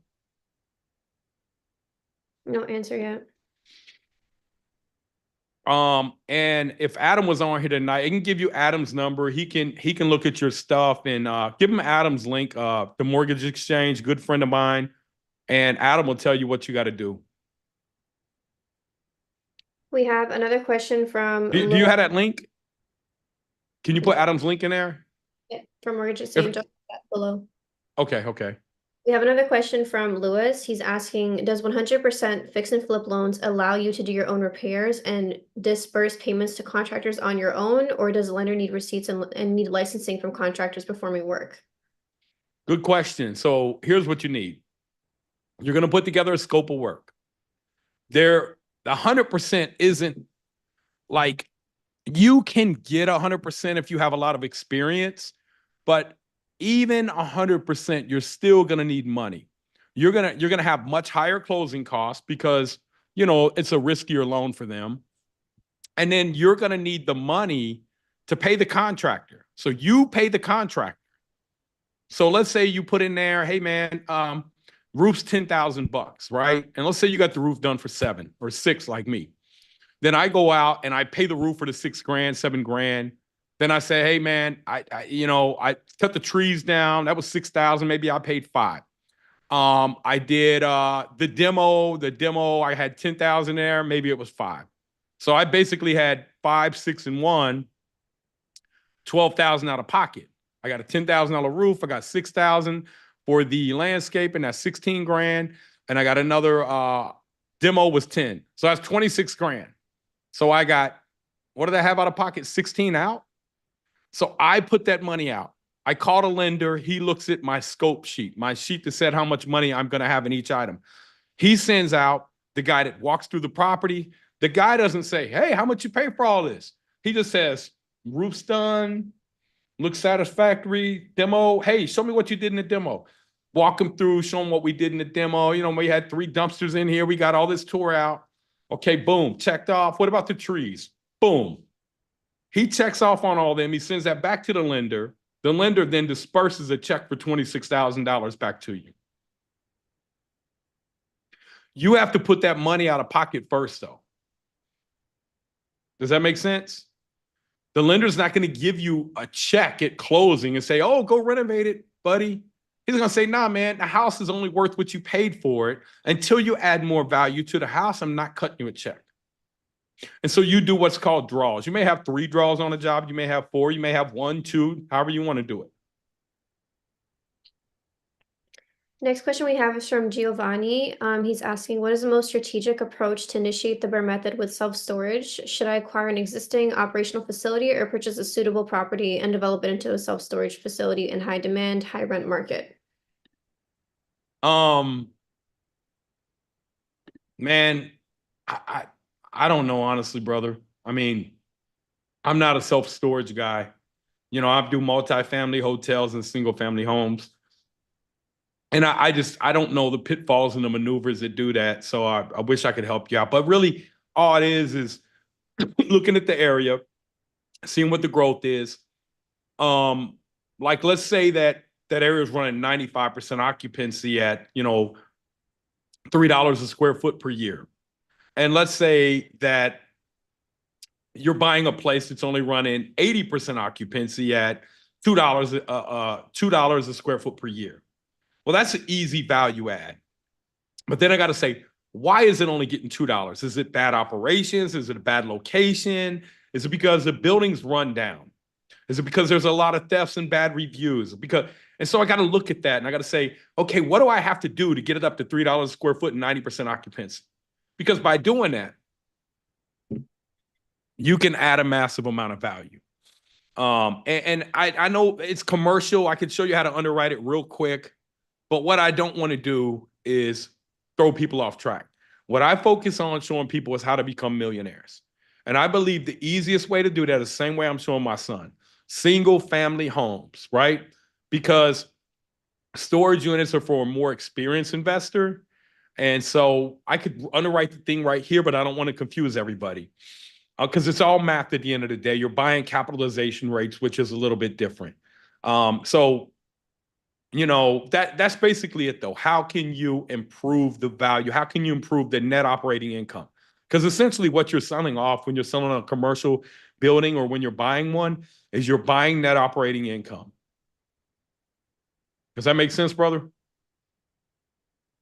So how can you improve the NOI, net operating income?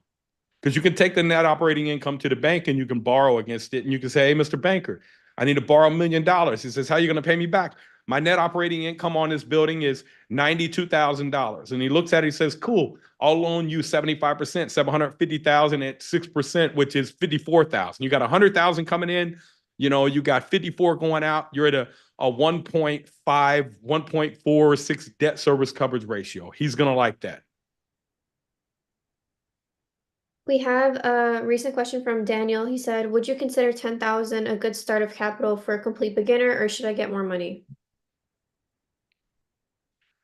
Guys, it really doesn't come down to money. It comes down to skill set and knowledge. If you have a skill set and knowledge, money will follow you. People will invest with you. But you got to get in the right rooms. Like I was with my nephew earlier, and he knows how to do all this. And I said, nephew, what you want to do next year, man? He said, I want to acquire 20 units. I said, all right, man. So what's your goal? He said, I got a guy that's going to give me $750,000 at 7%. But my nephew is able to get that because he's investable, because he knows how to do all the construction. He knows he knows how to put the numbers together. He knows how to solve problems. So it's not really a money thing. It's really now 10,000 is not really enough. No, that's not. But you don't need your money, right? You think that the largest companies in the world use their money? You think Elon Musk used his money? I think Elon Musk, Jeff Bezos only owns 12% of the company, right? Them guys, what did they do? They sold off shares in their company to get the cash to grow their company. And so we got to look at it in America the same way. I was talking to a guy this morning and he was saying, man, I don't want to give off any money to private equity to grow my company. I said, well, you know, that's fine, but let me tell you what my buddy did. My buddy, he comes in and he runs C-suites. What that is like the CEOs, the CMOs, the COOs, and he works under the CEO and brings in the whole team. And so as he brings these teams in, he was able to take this company from 300 million to 1.1 or 1.2 billion dollar valuation in 6 months. How did he do it? Because he went and he gave away 15% of the company to private equity. He got this private equity to come in and give him money, and he went and bought other companies and blew his company up. So don't always look at it as giving away shares or giving away equity as a bad thing. Like, what's your goal? What are you willing to do? But you got to be investable first. And that comes down to just pure knowledge. We have another question from Martin, and he's asking, and he said, I never own any investment properties. There is a motel on a main road by my house. This has been closed down for at least 2 years now. What would you do? I mean, if you don't know about hotels are hard as hell, man. I own hotels. And they first off, they got to be big enough to where they're not mom and pop. How many units is it? What year was it built? What kind of flag can you get? How much renovation does it need?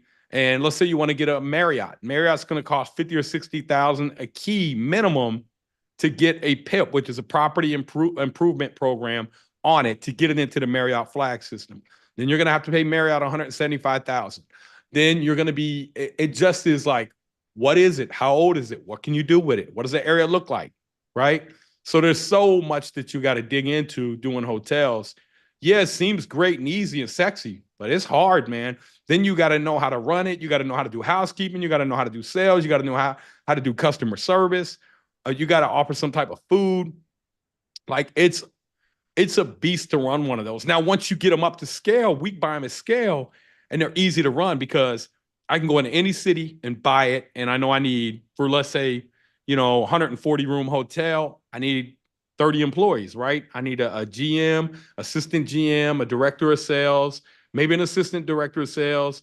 Somebody that's in head of housekeeping. I need a maintenance guy, but they don't call them maintenance guys. I forget what they call them. Engineer.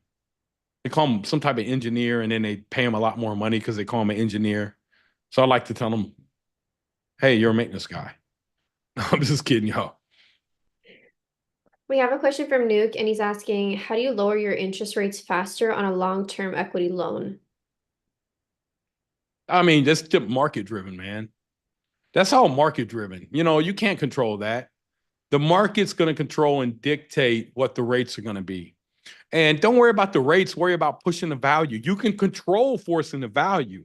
You can't control the interest rates, man. The market's going to control that, and they may go up or down.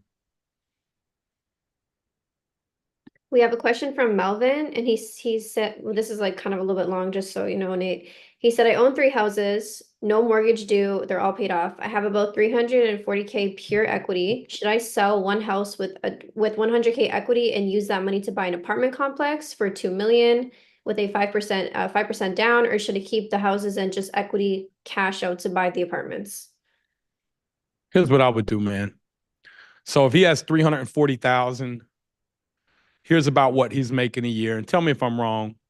He's clearing net after all his expenses about 24 grand a year. Is that pretty accurate, Melvin? Let's see if And he, so, huh? oh, he said yes. He's in here. So he said that's about accurate. Yep. So what I would do is go borrow 75% of this here. Okay. 255. Now you got $250,000 cash out, no taxes. And you're going to pay, let's say, 6.5% on that, right? Now your 24,000 just went down to, you got 24,000 minus 16.5. Now you're paying debt service, right? And so you're making $7,500 a year, plus your 340,000 is going up.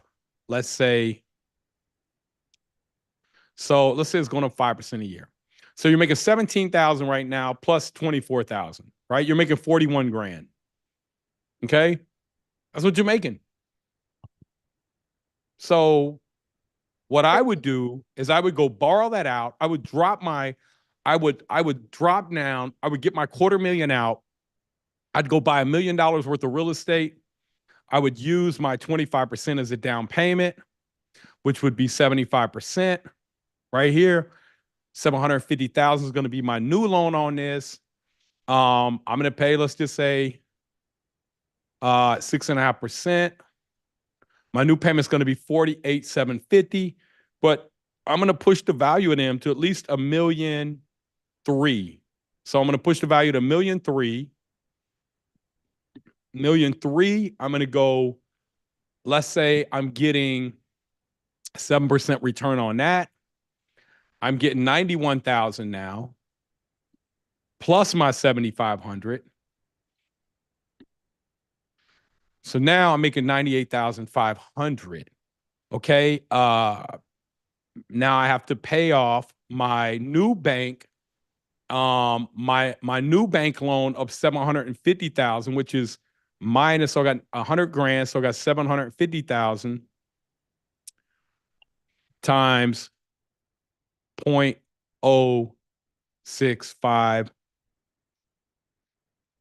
So I got 98 minus 48. I'm making 50 grand now instead of 24,000. But now I got $1.3 million worth of assets plus my original 340,000 worth of assets.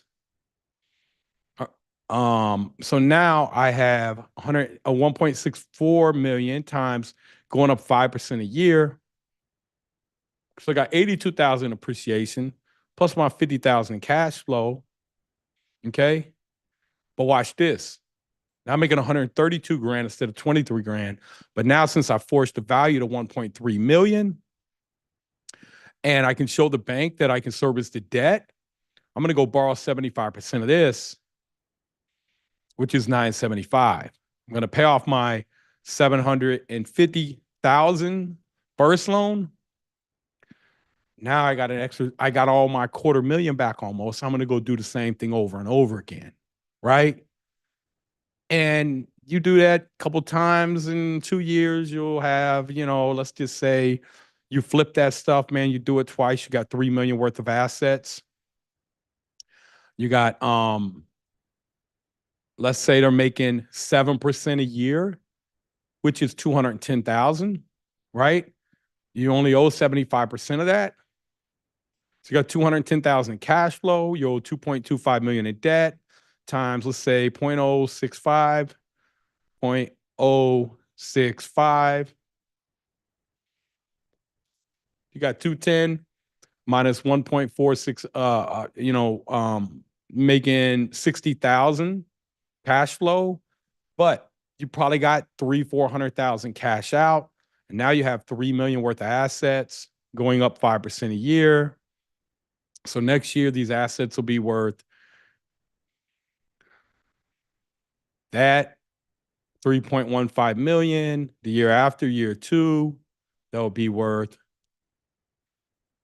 that 3.3 million. The year after that, they'll be worth right here 3.4 million. This year 4 right here. I'm going to do 5 years. One more year. I'm going to go do a cash out refi.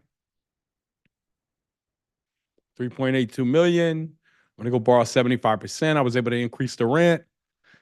2.87 million. I owed 2.25. I'm just gonna keep doing this right here until I don't feel like doing it anymore. Now I got 621,000 cash out, tax free. You could do that in 2 years.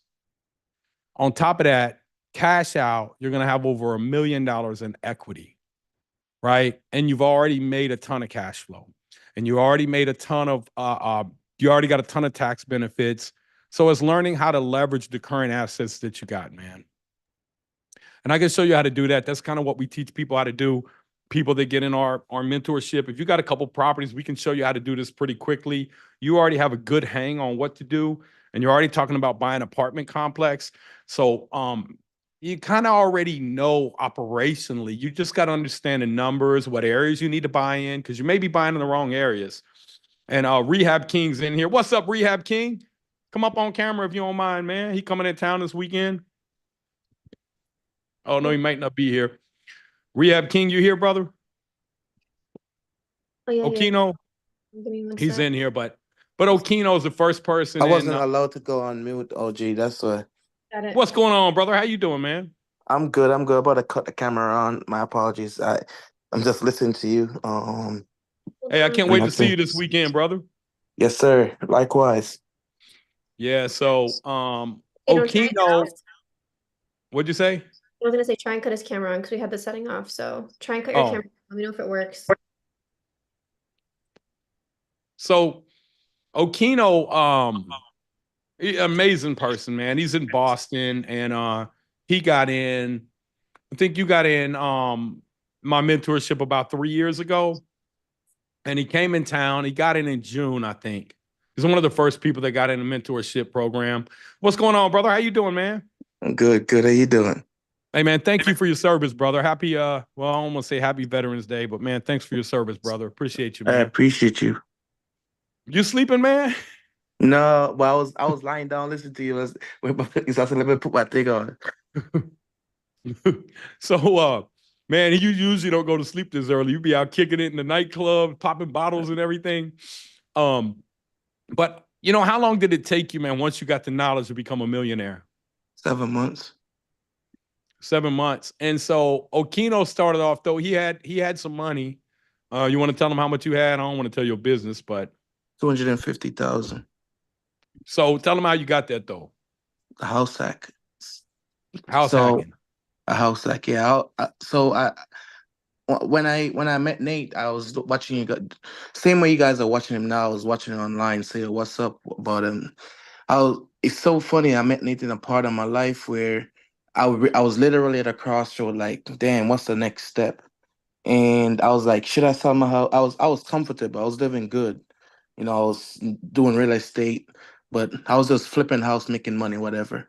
But then, and I met Nate, when I came across his stuff, I was watching his stuff like, oh, you guys are watching it now.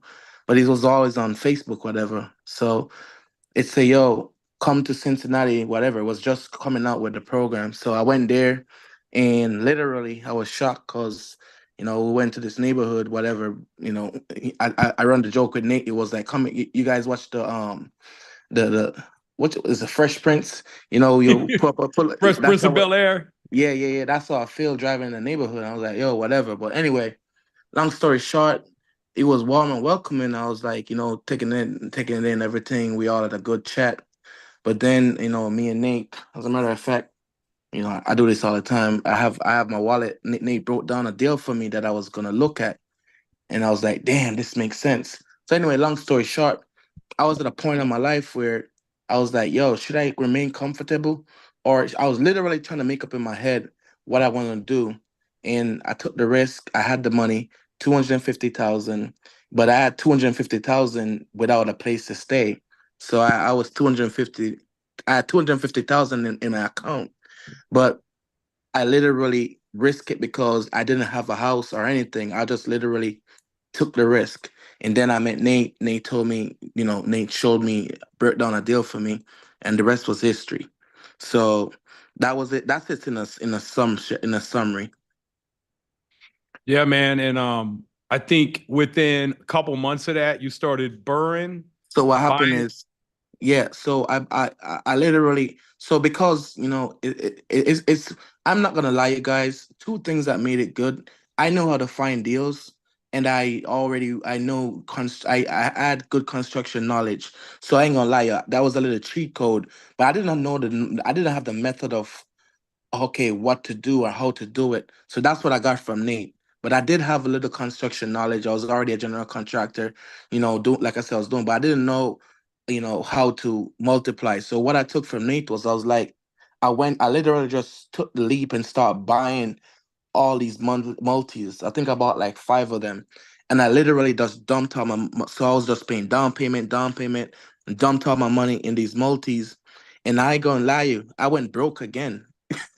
I went broke. Yeah. I went broke again. I You was you like, you got you shit. got a little too aggressive, didn't you, man? Yeah, but you know what's Fred? You know what's funny? I'm gonna keep it 100. I went broke again. I was like, damn. But some reasons I trust the process, trust the process. And I can share, I have screenshot because I can't forget that Christmas. I was so broke, I felt embarrassed. I'm like, damn, is this what it feels like? And then the following year, cannot forget those when those friggin' I did the appraisal and for because I just bought so many properties. All my appraisal was around the same time. All my refinances hit around the same time. I was up again. Way I was up so much. I cashed out. I got back in because most of my deals that I do, I hear some people got mad at Nate for the deal that he did the other day. I'm like, Dan, I can't tell you guys about my deal that I did because I bought a house that I bought a house that got appraised for 550 for 157,000. I can give you guys the address. So anyway, long story short, the appraisal, the refinance checks start coming in. Because I do most of my deals, like I get them like 50 cents on the dollar, because I was, to really do this good, you gotta know how to find good deals and know how to manage your renovation costs. I was good at both of those. So that's a little cheat code, I guess, that I use. But long story short, when those refinance checks start coming in, I post them in the group. Just type my name and you'll see them in the big group. I post all of them.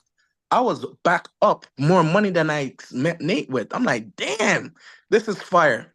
Then I took that money, bought my mama house cash, and I went to Jamaica, bought my mother a house cash. So there's no cap, and the story just keep going. So thank you, Nate. Glad I met Nate. You know, I'm glad I I'm met you too, brother, because you've helped many people. You, like people look up to you, man, and appreciate it. yeah, man, you help people all the time. You just had a meetup up in Boston. You had a bunch of the people that are in our Boston group over, and that was amazing, man. And tell them about that house that you got out there, the one you just Uh, got. So, and see, keep it 100, like I say, Nate really opened up my mind because I ain't gonna lie you, I didn't like having people around me. Like, like I'm keeping it real with you guys. I just have bad trust issues. So meeting Nate and stuff is seeing how abundant he is.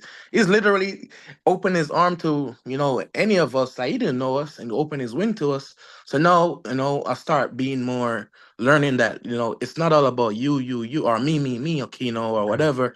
It's more being abundant and helping people. And be honest with you, the more I help people, the more doors are opening up for me. I've noticed. Funny. So anyway, long story short, the deal that I just got, is here in Massachusetts. People say there's no deal in Massachusetts. It's gonna be worth 450 when it's done. I got it for 300. I'm putting 50,000 into it. This one is not going to be a BRRRR. Only reason I'm not burning it is because I know this market so quick, and I'm going to use the money for that to put a down payment on a multifamily. So that's what I'm doing with that one. To be totally honest with you guys, it's not a BRRRR.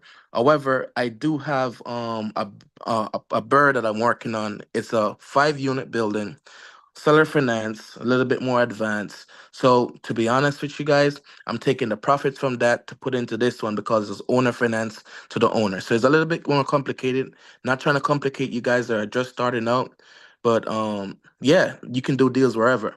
I want to backtrack to um finding a niche. Focus in the area that you are. Focus in the area that's close to you. Yeah. Focus in an area that's closer to you, wherever you live. Don't be in the city, but I'm telling you guys where I invest without giving the exact address. I don't care, but I invest outside of the city, but close enough to the city where it's not like country. So I'm right where I invest is literally between two cities, well, three cities. So I'm like, I am 30 minutes south from Boston, 30 minutes north from Providence, and 30 minutes north from what's it called, like Cape Cod, or 45, give or take. So I'm right in the middle, and this place is booming. When I've been, because when I just got here, I was like, okay, wait a minute, this is the middle. That time it wasn't booming. And long story short, when I bought my house hack that made me $250,000, at that time I didn't know what a house hack is. I just literally rolled the dice. And had I not zoom in or dial down and buy all these multis, then I would have been qualified to speak to you now, or be a success story and whatever. The point I want to leave with you guys is buy in areas that you close enough for you to manage your stuff, but also, Nate preaches appreciation, appreciation. That's real, because my properties, I was in a I was in a money in the I was in a account, like they say, oh, you become a millionaire in 7 months. I became a millionaire in 7 months because I was able to look at all the appraisals, and I know how much, and you can see how much money you took out for the loan, and all you did was take away what you owe from what is appraised at, and you'll see the equity, and you just add all those up, and that's how we know.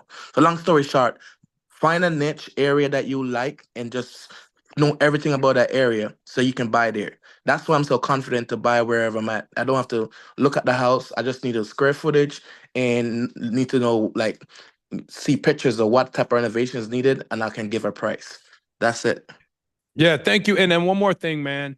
Mhm. You buy your mama house, which is, man, amazing. Pay cash Appreciate. for No, it. thank you, Nate. Cause you know what? Why I say thank you?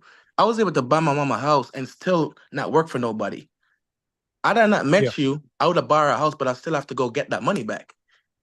yeah, yeah. I'm living in the one I'm gonna tell you guys right now. I'm living in one of my BRRRRs basically right now. I don't pay no rent. I don't pay no bills. My tenants pay for me to live. You know what I mean? I live in a duplex, one of my duplexes right now. Well, only have one duplex. I live in a duplex right now, and now I'm looking to level up. Me and Nate draw a plan. Next year, God's been willing, I'll be building my house to live in. So I'm very humble, and I believe in delayed gratification. I believe in working your way up to get to where you want to be in. But now I feel like I've done enough where I can go build a house, still probably pull money out. That won't be a bird, Nate. But that would be something like a bird, because I can take money out of it, line of credit, whatever. The numbers are so good. I bought the line for 35,000, and the houses around it, I was all worth 850 to 900, up to 1 million. We can, I showed Nate. So long story So short, if you guys, you're gonna subdivide that lot. He's gonna I'm gonna build one subdivide it. house. You were just in Cincinnati about what, 2.5 weeks ago? 2.5 weeks ago, the civil engineer, I spoke to her today. She sent me the quote. She's gonna stake the property out. She's gonna tell me how many. I might be able to get more than one lot. She says, hopefully 3 lots. I'm looking for. Worst case scenario, I get two. So long story short, Nate told me build one house. If I get two house, I'll build one, and then I'll have the other one to I'll build two houses, excuse me, and then I'll have one pay for the other one basically. So I'll basically get a house for free, hoping, keep But my an eight fingers hundred crossed. thousand dollar house for free, 800, brand yeah. new, brand new. What, 3,200 square foot, 3,500 square But foot? but you know what it is, Nate? People probably see that like, damn, how you do? But I took my time. I'm glad I took. I didn't ever when I met Nate, I just believed, and I'm not just saying this because Nate is on the thing. I just literally did everything he said, and I just shut up, went to work, and just keep my head down and grind, grind, grind. And I'm kind of back in that mood. To be honest with you, that's the way I feel right now. But long story short, I did not meet Nate. I had 250. Anybody can have 250,000, but what do you do with it? I would have Yeah. blew that and go buy something, or go buy him. I could have go buy a G wagon and buy my mama a cheaper house, buy a regular house or whatever. I bought her a nice house, and I still don't feel different. However, I'm living here in America, still living the same way. I still fly out to meet Nate this weekend. Humbly speaking, I can do do stuff comfortably and wake up, whenever I want, do whatever I want, still go to the club on the weekend, which I'm looking to cut out soon. But I still can do regular stuff that I was already doing, and still do stuff for people that I really love and whatever. So long story short, Nate's not blowing smokes. He's telling you guys the real. And just look up my name in the group and you'll see for yourself. Yeah, they said what's your last name? My last name is Smith in legal, but I don't use Smith. That's my father's name. So I use my mother's name as Johnson. So Okino Johnson, man. Round of applause for you, bro. You've overcome, man, just a lot of stuff, man. I'm really proud of you. But the biggest part isn't you becoming a millionaire. It's like what you did. You bought your daughter a property. She got a 3-unit now already, and that 3 units worth what, about 7, 8? 4 units. 4 units. Yeah, It's worth about 700 or 800 grand. It's worth 700. I actually got an offer on it the other day because I sold the house across the street from her house property. The tenant was just annoying, and I sold the house. Did you see that story, Nate? The house I Yeah, sold. you sold it. You sold it because you didn't I want to deal with sold the it, made tenant. 100 grand. I sold it, made 100 grand. So I burned the house. I burned it at first, pulled all my money out, but the tenant was so annoying. I sold it and made 100 grand. That's when you control your own economy, where even if you don't like this thing, if you do the numbers so good, that's why if you buy right, you can't lose. I literally pulled my money out, sold it, and still made money. And yeah, that was a good deal, Nate. Yeah, You but you don't you don't do bad deals, and that's the key. Look, man, I tell people I'd rather not do any deal than do a bad deal. And you walk through that house that Caden, did. Wait till you come back and see where we at, man. We got the exterior painting done. We got the fence up. Phil knocked it out. That wall you was talking about, how much you think that wall cost us to fix, man? That wall in the back. hey, be honest with you, Nate. That's why I don't understand how people complain. Cause that house intimidated me when I seen it the first time. I told y'all, so with me, I'm a straight shooter. I don't care who, where, what. I'm gonna tell you my mind. I told Nate this was intimidating to me. Like seeing the house, and then when I saw it, I'm like, yeah, for the right price, I would have bought it. But looking at it, most people, I don't care. Most people, if you're doing this 5, 10 years, you still would have been intimidated because I put beam up by myself. So I get in the nitty-gritty. I know how to do rehab. And when I seen that, I was like, I was scratching my head. But then when I see Nate start pulling it apart, and then I see Philip fix that wall in like a day, I'm like, hell no. It's just you don't, you still, this is what I said to myself. You have a lot to learn, you know?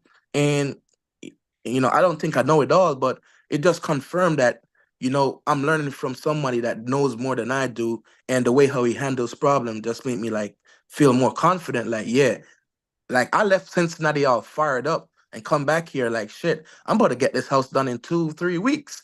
My flip that I'm doing because I see that Nate's doing his, yeah, and it's just subsequent process. It's no difference. It's just Yeah. a different. It's the same structure, same everything. It's just the way how he's up. Me and Nate at the house, and he didn't. He's so excited, and I'm excited. He ain't forget he didn't eat all day. We went to have dinner at what time, Nate? Like 6:30. You ain't eat 7 o'clock. And this dude, can do whatever he wants. So who am I? So long story short, yeah, that house right there, Nate, I ain't gonna lie. Those people are talking off the mouth.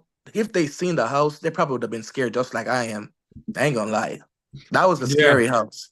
Well, I've done complete guts before. But look, man, we got all the framing done, we got all the demo done, we got the fence up, we got the exterior painting, we got the windows in, we got the electric roughing done, all new electric.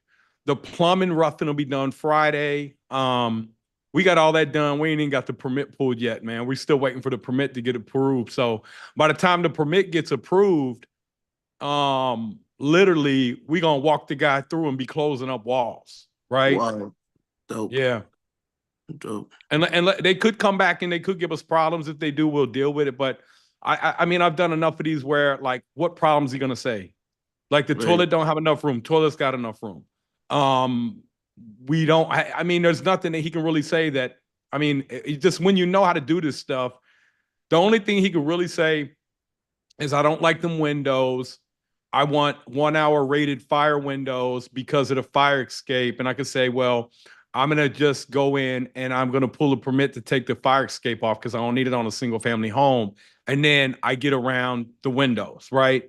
So I've already had one of my buddies who's an inspector walk through, and he's just not in that area.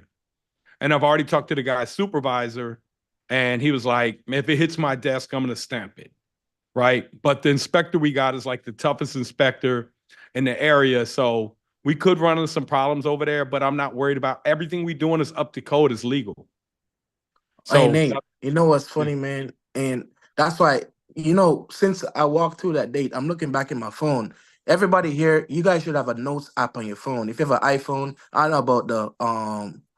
know about the Android, but iPhone. I literally went to the Nate's house with Caden. I was there on October 23rd. That's when I was there. And the notes I took, I didn't even know what a soldier course is. Nate taught me what a soldier course is. Do you guys know what a soldier course is? Do you guys know what a soldier course is? Type in the comment if you know what a soldier course is. And I'm thinking I'm the rehab king. That's what I go around here saying. I didn't know that. I learned that from Nate on that day. Do you guys know what a soldier course is? Only Phil. Anybody else than Phil know what a soldier course is? I thought that I was a rehab king, and I didn't know that. Now, I'm gonna tell you something else that I learned from Nathan that day, and I'll explain what that is when I'm done. I didn't even know what a jet stream is. I'm like, damn, I'm dealing with a problem, and a current problem with a rehab that I'm doing, and it makes sense because all the issues on one side of the building. Why is all the issues on the one side of that building? Because of jet stream. It hit me. That makes sense. Do you guys know what a jet stream is? Am I saying it right, yeah, Nate? yeah. Do you guys know what a jet stream is? That's the difference when you have a mentor, somebody that is active in the field and doing stuff that you aspire to do and want to be at. I didn't even know nothing about Jetstream or Soldier Course. Do you know what that is? Type in the comments if you know what a Jetstream or Soldier Course is, because I just learned that on October 23rd, and I thought that I knew a lot. You do know a lot, man. But I'm just very analytical with everything I do, man. I'm like, you know, I just failed so many times that I never wanted to fail again. But Phil tore that wall down and put that wall back up and remortared it. Phil probably had about, man, it cost me under $1,000 to do that wall. Labor and materials. Now, if you would have called somebody out, man, they would have probably told you what, $3,000 to $6,000, probably $5,000. Yep. And Phil said it was easy.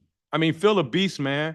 And I met Phil. He's actually in the academy. He's a student, man. He's crushing it, man. I'm really proud of you, Phil. Phil came from rough walk of life just like me. And Phil grew up in it. Man, he grew up in, hey, Okino, we don't want to drive through where Phil grew up at, man. But I grew up in a rough neighborhood, but Phil grew up in like one of the roughest neighborhoods, and that's why he know how to fight probably better than me, right? But he was a boxer, man. But Phil, you're an amazing person, man. I thank you so much for helping my son out on his first and his second property, man. And I can't wait to see you, man. You can see the change in the property. You're gonna see the vision when you walk in. You're like, whoa. And then my electrician came. He was like, man, Nate, like you put 20 can lights in this one room. He was like, the finish, man, I think I underbid it. I said, man, what you want, man? He's like, I don't know, man, 500 more. I said, done. Say less. You sure you happy with 500 more? He was like, yeah. I said, all right then, man. Because, hey, man, we put about 80 can lights in that building. He laid it out for us. And guess where I met him? KC in the academy too, man. So amazing people in there, amazing resources, and amazing results. And it's not because of me; it's because of the people that I mentor. They not only trust me, but they grow their mind, and then they go back and they share with others, right? And so Okino, if Okino wanted to right now, his word, man, like he could go get $1 million right now. If he needed $1 million tomorrow, he could get it because he's proven he's investable. People already know. Like, what do you need the money for? Boom, I'm doing this. Okay, boom. Where do I wire the money to? Right? And so Okino has that name because he built that. So when you guys talk about you need money, you don't need money, man. You need skill set. If you got skill set, people will loan you money. Well, thank you, Okino, man. I can't wait to see you Friday night. You coming in town? I probably won't see you till Saturday morning because you're getting in Yeah. late, man. But Yes, sir. Hey, Nate, yeah. speaking about the academy, that meetup, I literally was joking around. I wasn't serious. The academy members literally stayed back and helped me clean the basement out in a little bit over an hour. You should see how many stuff in that basement. I'm talking a real crack house. We had needles everywhere, and they stayed back and helped me clean the Oh, you had base. needles down there? Oh Oh, my, yeah. you bought the house from somebody with diabetes? Yo, Nate, the academy, and that's what I love about this community. Ain't gonna lie, you the people that's we have in there, they're so abundant, man. It made me you have no choice but to be abundant too. Cause I wasn't abundant. I tell you guys that straight up. I wasn't abundant, but them people came. And the people, there was where do we start? They had cookies and water and gloves, and we cleaned that out. So I got a free labor. I got a free labor for that. Yo, that thing is cleaned out. Yo, I feel so good. But that pushed me so. I could have got it done, but I saved so much, and it's just wonderful, man. It's wonderful. That's all I gotta say. Hey, I got one question. Hmm. What kind of cookies? Yeah, yeah. It was a mixture. They had the little cupcakes. It's not cookie All right, cupcake. hey. Excuse me. So we gonna have cupcakes at the house when you guys come through. We're gonna have at least 100 people walk through the house with us. I'm gonna give y'all cupcakes, and then we're gonna start hanging drywall. Did you already No, I'm just I know kidding. you laid the kitchen out. Did you already when is the kitchen going in? We don't have to okay to close up walls yet. Oh, We don't okay. even have we don't have any the permit. We pulled it, but it take like 7 to 10 days to get through. Mm-hmm. And so we're waiting for that, 7 to 10 business days. We pulled it last Monday. So we're at like that 10 days. It should be hitting the desk right now. And when Mm-hmm. you come through, you'll see like we're just waiting. We're waiting on the city, man. We can't do anything until they give us the okay to close up. Because once they do that, then we can go pull the electric and the plumbing. We can't pull any permit unless we have a building permit pulled. So we pulled the building permit. If we go to IBI, which is Electrical Bureau Inspection Bureau, they're gonna say, what's your building permit number? We don't have one, so we can't pull that. Same with the plumbing. But the plumbers came in, they started actually they probably down there right now, man. Let me go see, man. I'm gonna pull it up on Ring. I'm gonna pull it up on Ring right now and see if they're in there working. Oh, you got Cause that they ring. Hey Nate, yeah. I found a camera that's so dope. Academy member told me about it. I posted the other day. I gotta remember the name of it. It literally all you don't need anything. It's solar and it has its own SIM Look, card. can you see right there? Yep. Yeah, no, they ain't in there working right now, but that's the main area there. So you'll see that. We exposed the one wall, all the brick over there. So you'll see it. We'll have everything laid out for you guys when you walk through. We got boards in every room, breaking down costs, breaking down the floor plan, breaking down everything. So when we walk through, we're gonna walk through in groups of like 12 or 15. We'll have 4 or 5 people walking through and showing everybody stuff. And it'll take an hour to get through, so we can get 100 people through in 2 hours, 150 people through in 2 hours. It's dope. Yeah, post the camera in the group, man, and tell us what you like about it. No, well, I got the recommendation from the BIA. That's where I got the recommendation. I'm just testing it out. I'm blown away What? because Oh, the Simply Safe. I'm gonna tell you the name of it. Hold on. Let me just look at the. What do you I gotta like go about into it the. so much? I like because you don't need no Wi-Fi or anything. You just literally connect it up. We got a jetpack though. So for ours, we got a jetpack, we got an alarm, we got like 4 cameras down there. And it's Ring, it's like $99 a year for the service and $50 a month for the jetpack, and that gives us 150 gigabytes. But the jetpack provides the Wi-Fi for you. Yeah, the jetpack through Verizon, it's $50 a month for 150 gigs. If we Oh wanted wow, less gigs, it's only $10 a month. that's And dope. so, yeah, for us, we just wire it up, man. We can run everything off of that the system. If alarm gets triggered, they'll call us. Or you can set the alert up on your phone. You can arm everything, disarm everything right from your phone. Hmm. Yeah, but I'd love to see the cameras that you guys are talking about. Yeah, I'm gonna tell you. So in the app itself, it don't tell me the name. I'm gonna look in to see the camera, actual camera. It's right here. I'm zooming in. It's called. I don't want to miss. I'm gonna spell it SEHMUA. Those are fire. Those are good. Same you, did you get it off of Amazon? Yeah, I got it off Amazon. How much They're was really it? good. It was cheap. It was $65, $69 a one. And And but you indoor, is it outdoor, indoor? outdoor solar. Oh man, yeah, that's So cheap. it's solar. I literally have it in the tree. Um, it's solar, so it charges in the day, then it cuts off at night, so the battery keeps. And but it has the 4G satellites, like a phone. You'll set a bar, and you can just go into your app. Like I'm looking at my property right now, and it shows you everything. So Alex is the one from the BIA that told me about it, and I Alex literally Priest, Alex Montegoto. M. Yeah, I Yeah, don't know how to pronounce Montegoto. it. Yeah, him. Yeah, yeah, yeah. He told me about it, and I was like, "Yo, let me try that." And I And he's literally, he's crushing it too, man. He got in 22, and I don't know how many units he's got, man, but he's got to be a millionaire or close to it, man. oh, he is definitely a millionaire. He and Daniel partnered up. They're definitely doing big things. Yeah, yeah. He He's he crushing partnered it, up with man. Daniel from the BIA, Daniel Smith. They both partnered up, and they're doing big things. But anyway, with this camera is beast, Nate. You should try it out. I definitely will, man. Well, thanks again, brother. I appreciate it. Hey, guys, any questions for Okino? You got like a few minutes to answer some questions, man? Oh, without a doubt. Yeah. There's no questions in the, I didn't see any questions come through in the chat at all yet, at least as of right now. Yeah, you guys got any questions for Okino? He came here in 2015. Was it 2015 you came here from Jamaica? Yep, February 10th, 2015, February 10th in the snowstorm. Yeah. The only I Okay. question, forgot.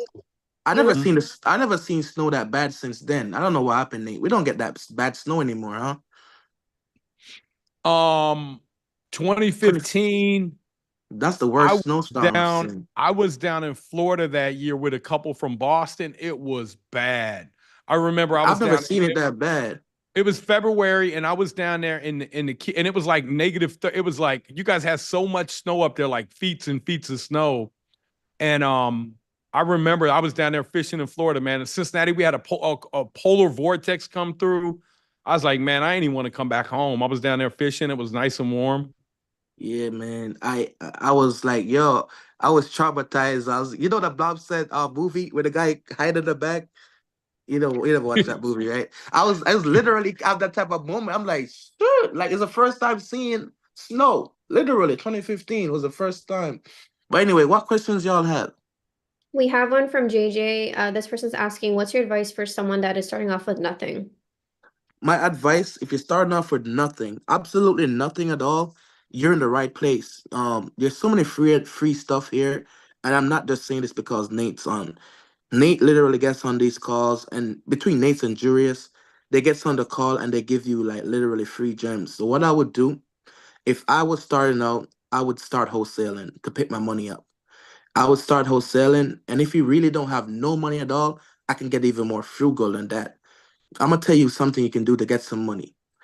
All you need is go around and get some scrap metal. Go to a scrap yard, get you some money.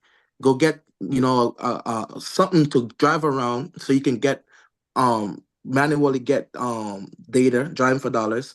You can get your datas, and if you don't have any fancy system, you can literally go manual, call these houses manually, hook up, get a deal, and once you get a deal, if you get a solid deal, I promise you, you have no problem selling that for 10,000 more, whatever more, depending on how you know to do numbers. So what I'll do is first learn how to wholesale. If I ain't got no money, if I was starting over from scratch, if I was broke, I'll learn how to wholesale. Then once I learn how to wholesale, you control the product. Once you control the product, you the man. Everybody got to kiss you. You know, once you have the product, everybody got to come to you. So now you know who the players are, who the lenders are. Then what I will do is use that to my leverage and say, hey, you know, you get to learn the players, know the thing. Flip a I mean wholesaler, flip a full contract, because that's what you're wholesaling, get your money up. Then you'll see who the big dogs are. Then just try to learn from the big dogs. Then once you learn from the big dogs, you know, they want to keep you around because you're the plug. They don't want to get rid of the plug. You make yourself valuable. Because they Yeah. see that you are learning, they see that you are the guy that's getting the deals. Shit, they're gonna drop everything and I don't know what's going on. I don't know what's going on, Nate. I think I got kicked out this thing. No, you here, man. We can see you. Hey, so what's the most you ever made wholesaling a deal? Wholesaling a deal, 52,000 one time for 57,000. Guess where did I make it? Where? You know where? Cincinnati. Rob Law. Oh, Rob Law. Yeah, yeah, yeah. Oh, tell them about Rob Law, man. So Rob Law is Rob Law. he's I in the gave it. academy. I made the Yeah. most money wholesaling a deal, no cap, 52,000 to another. I made it in Nate's Academy. I made my money friggin' I made my money infinite in Nate's Academy. I'm not even trying to like, not because Nate's here. After I met Nate, I found a deal in New York City. Um, and people are saying, "Oh, you can't find deals there. You can't find deals there." I found a deal in New York City, Queens. I wholesaled it to Rob Law. I made, because I had so much doing at the time in Massachusetts. I'm gonna be honest, I'm gonna give you guys the real story because I don't think I ever told Nate the real story. So I was actually gonna buy that house and keep it myself, but I was gonna buy it with my friend at the time. My friend, he was just, you know, he didn't trust me enough to do business, or at the time, not trust to do business. I think he was just finicky, panicky. So I said, you know what? Screw this. You don't want to do business. It is what it is. So I went in the academy, found somebody. At this time, I went in there and said, hey, I got a deal. The guy's like, yeah, let me look at it. His name is Rob Law. He pull up in a family van, in a beat up minivan. It's like, yo, drive up and pull up the beat up minivan, like, yo, whatever. But I ain't judging him or anything. Long And story he's an short, attorney. He's an attorney too. attorney. Yeah, pull up in a beat up minivan. I'm like, damn, this guy gonna buy the house, whatever. But anyway, you look through it, whatever. That dude wrote a check there for a lot of money that day. So don't judge people based on how they look. You know, looks are they really deceiving. He wrote a big. I seen it because I'm telling you, I sold the house. So anyway, I flipped that contract that day. I made 57, 52, 57. I don't know, I've got the numbers mixed up. But that's the most money I've made in a wholesale deal. And it was from Rob Law at once. And all I did was literally A and B. I did nothing, Nate. All I did was literally got the deal. I did negotiate the deal down enough. But he made more, he made 300,000 equity. So he's the Yeah. real winner. He's the Yeah, real yeah, yeah. winner. Well, we Yeah. are winners, but he's the real winner. And he's still making money off that deal to this date. So Yep. that's the most money I've made on a wholesale deal. Yeah, Rob is crushing it, man. He just great, man. Great guy. We can't say enough, man. Like he helps people all the time because he's an attorney in New York. But he's really a real estate investor. And you know, so when people are up there, he's the city president in New York City. And you know, he helps people out, man. He understands the law, he understands how to buy. And man, just amazing guy, man. Yeah. We Well, have, any other questions for Okino? yes, we have another one from Yadi. He basically said, What's up, Yadi? can you explain what it was you learned when you were here, Jetstream and something else? I think it was the other terminology you're using. Soldier course and jet ski. So soldier course has to do with the bricks. You wonder how the bricks interlock and how they keep staying. So how you have it like a bunch of rows were horizontal, and then if every 5 rows it goes so It's it every 8. basically crisscross every eighth.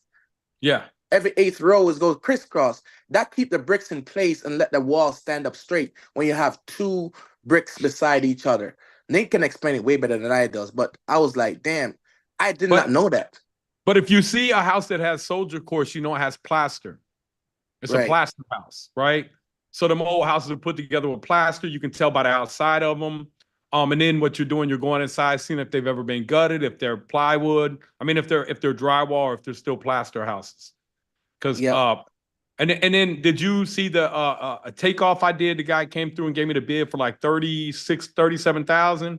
Well, And I I heard you did talking already on the yeah. phone when you was talking to him, but I didn't get to see the actual one. I heard when you was talking, looking at So to numbers do in the all the car. drywall, skim all the walls, prime, paint, and do all the tile work, including 3 bathrooms, 2 shower pans. And he's buying all the material except for the tile and the grout and the Schluter and do the backsplash. He was at 37,000. And I walked him through because his I was like, nah, man, it's too high. Your drywall count was off.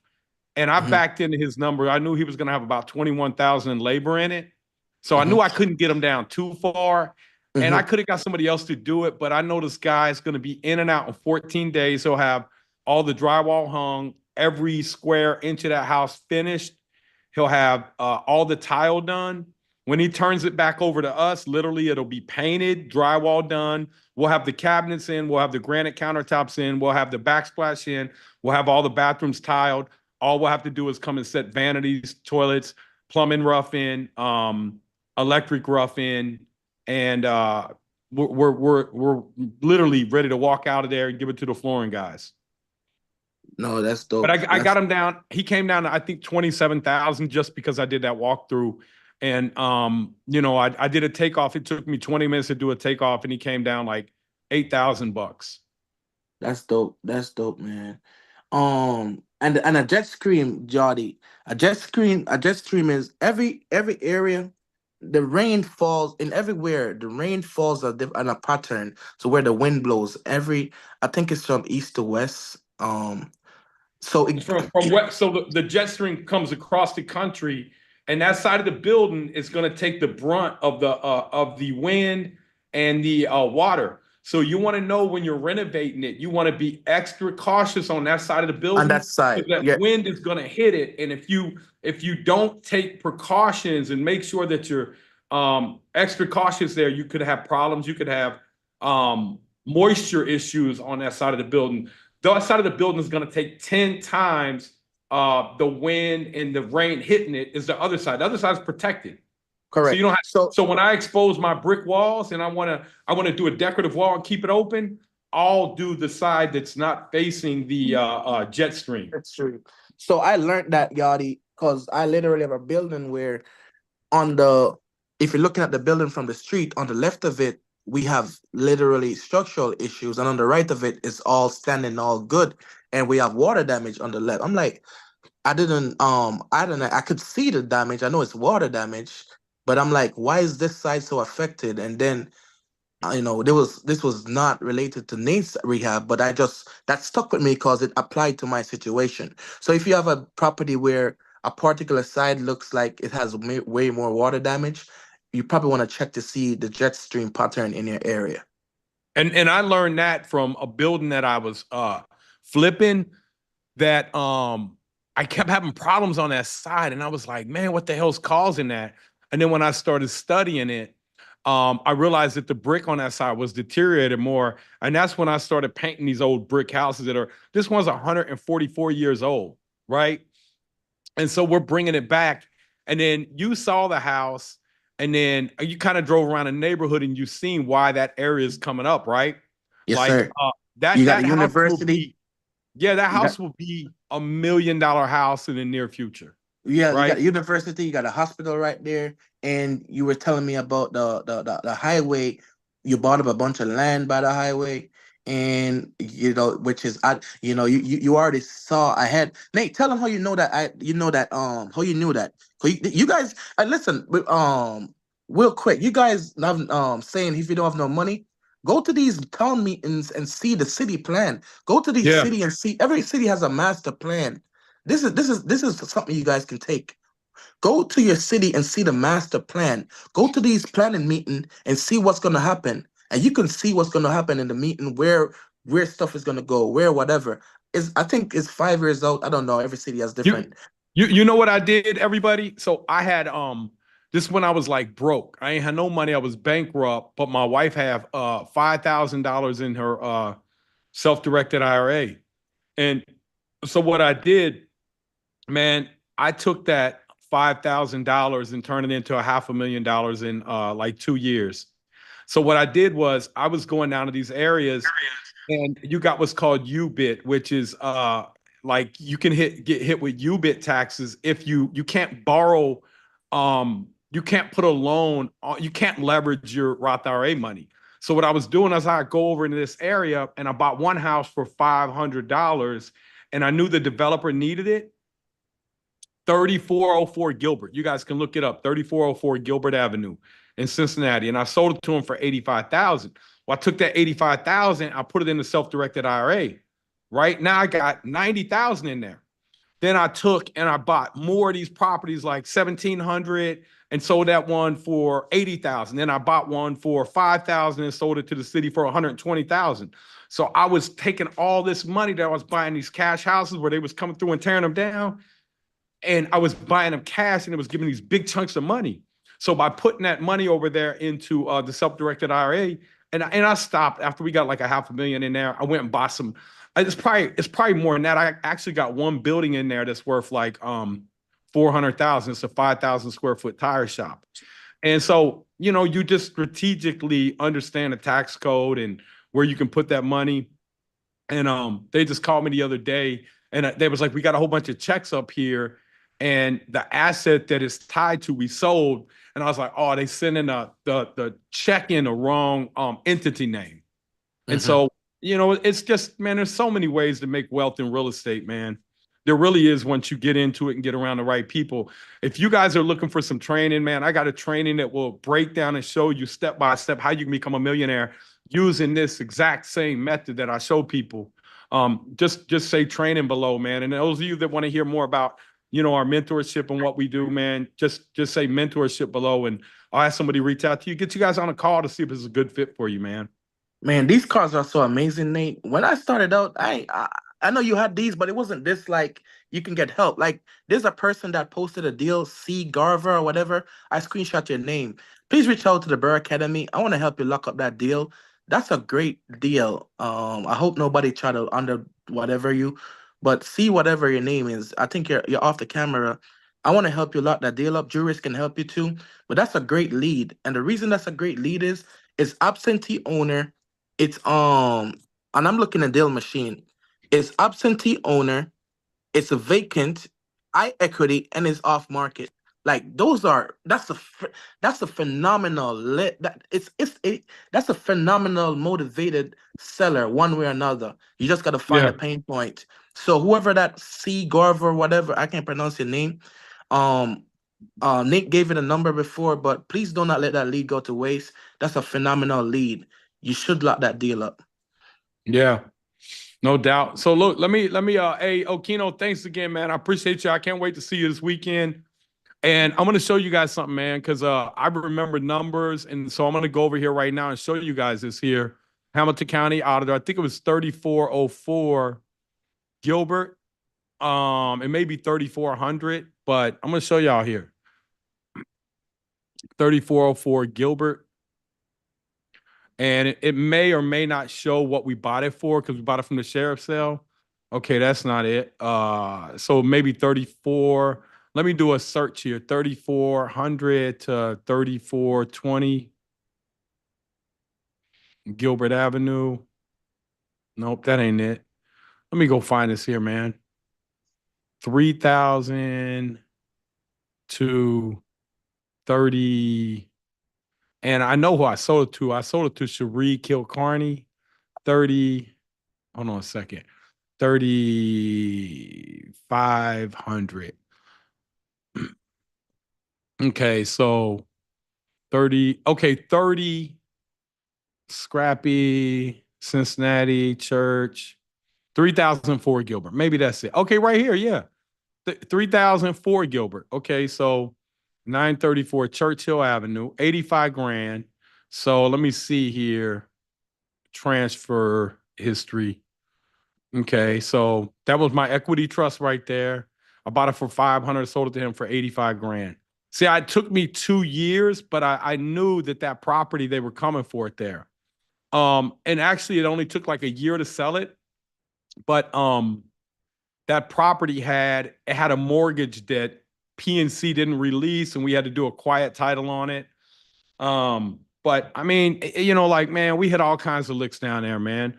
So at Churchill Avenue, if I go back and look and see, let me go in here and look and see 934 Churchill. And this is another way. Let me see if there's any other properties I owned over here.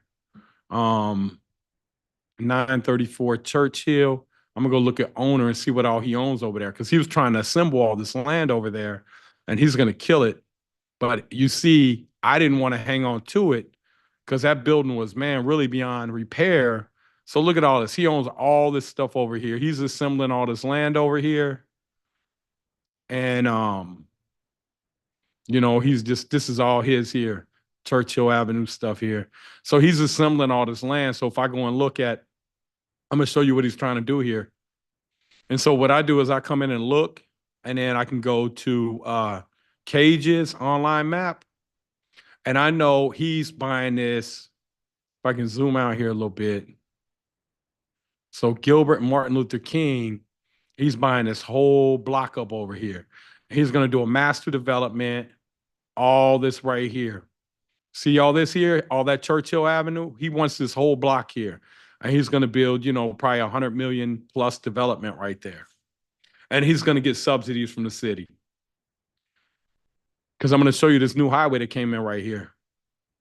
The new highway that came in, right here, the highway. So you got to understand, all these houses are gone right here. All these houses are gone. I bought a lot of them. So at the time, I just came out of bankruptcy, and I was buying 100-unit buildings and adding value and selling them, making $1 million, making $1.5 million. But it was a lot of work. And then I learned, I was like, man, I come over here and buy these properties for like 1,000 and sell them to the city for 100, 150. Like, man, I ain't doing no work. I got lazy, man, because I was like, man, I don't feel like doing a 100-unit complex to make $1.5 million. That sounds crazy, but I was making 100, 120, 130,000 off these properties with no work. Board them up, call the city, say, I got a property over here for you. Because the city was getting grant money to come in and buy that stuff. So I knew the people who directly to go to. I know the people that buy for the city, the realtors. So I make their life easier. They get paid a 6% commission. So the more they sell it for, the more they get paid. And then sometimes they'd be like, come on, Nate, man. Like, can you go a little bit lower on that one? You know, so sometimes you let them win. Nate, one more question for you before we end the live for tonight. What is your advice for someone that's watching right now and that's kind of on the fence about getting into real estate, or they're scared to get into real estate, or they don't really know like what next steps would be? What is your advice for anyone that is on this call or watching right now that is wanting to get into real estate? Real estate isn't something you just jump into. You know, it's something that you need good people around you. You need a mentor. You need a network of people. You need knowledge, right? So my advice would be every day, man, don't follow 10 people. If you're going to follow me, follow my advice. If you're going to follow Grant Cardone, if you're going to follow Aquino, if you're going to follow whoever you follow, stick to that one person, but make sure that they've been successful. Because what'll happen is everybody has a different style and a different way. And if you start following 3 or 4 people, your decisions are going to be all mixed up. But you know, if I had it to do all over again, I don't do anything without I get masterminds for anything I want to do. Because for me, I understand the value in paying people for, you can give me 20 years worth of knowledge and you can give it to me in 2 or 3 months. Man, download it. I download it. And I pay, you know, I'll pay a lot of money for that from people. So learn that you're going to pay through mistakes and decades of your life, or you're going to pay from other people's experience. So every day, get out here, and even if you're only spending 20 or 30 minutes, get in here and spend 20 or 30 minutes watching some videos, networking, and then what'll happen is you become addicted. And then, you know, a lot of times I'll be around and people be like, man, do y'all talk about anything besides real estate? We'd be like, we didn't know it was anything else to talk about, you know? And so you get around the people, not the people that are talking about things that they can't control. Like a lot of people talk about, football games and this and that. And then, that's fine. But man, get around people that are obsessed with real estate, because we don't do it for the money anymore. Like we do it because we love it, man. We love how to come in. Like Okino said, you want to push yourself and do this property in 2 to 3 weeks. That's probably a 6-month renovation, right? For most people. He wants to do it in 2 to 3 weeks. It's not about the money. It's about the challenge. Like, can I do it? Can I get better? Can I get exponentially better? Like, man. And then you love how the before and after pictures look, right? But get around people that have already had a lot of success. And so that's my advice, man. And again, man, Okino, thank you, brother. I can't wait to see you. Probably won't see you Friday, but Saturday morning, bro. Can't wait to see you, man. We go catch up. Maybe do breakfast or something. Maybe even go to the gym. You want to meet me over at Lifetime, man? Go over there and put some work in before we go meet up everybody. And man, I love you guys, man. That's why I'm on here, man. I love this stuff. I love seeing people change their lives. The one girl that just joined, what's her name? Yizzy Okino. Oh, she came to the meetup. I don't know her. I don't know. I'm the worst at pronouncing names. I don't know She's coming in town. She's coming in town Friday as well, man. Oh, that's so dope. her and her daughter's 19. She got like 90 grand saved up. Like she was like, man, I want to learn from Kate. I want her to see what he's doing. And that for me, that's empowering, man, to be able to get that back to my son and him be able to show you guys that. And the growth that he's been through since he dropped out of school a couple months ago, man. I mean, he already up over 150,000 his net worth.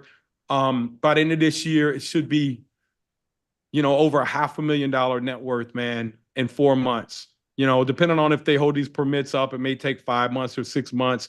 But that's the power of real estate, man, and getting around the right people. So if you guys want that free training we got, man, go ahead and just ask for it below. 5-year training.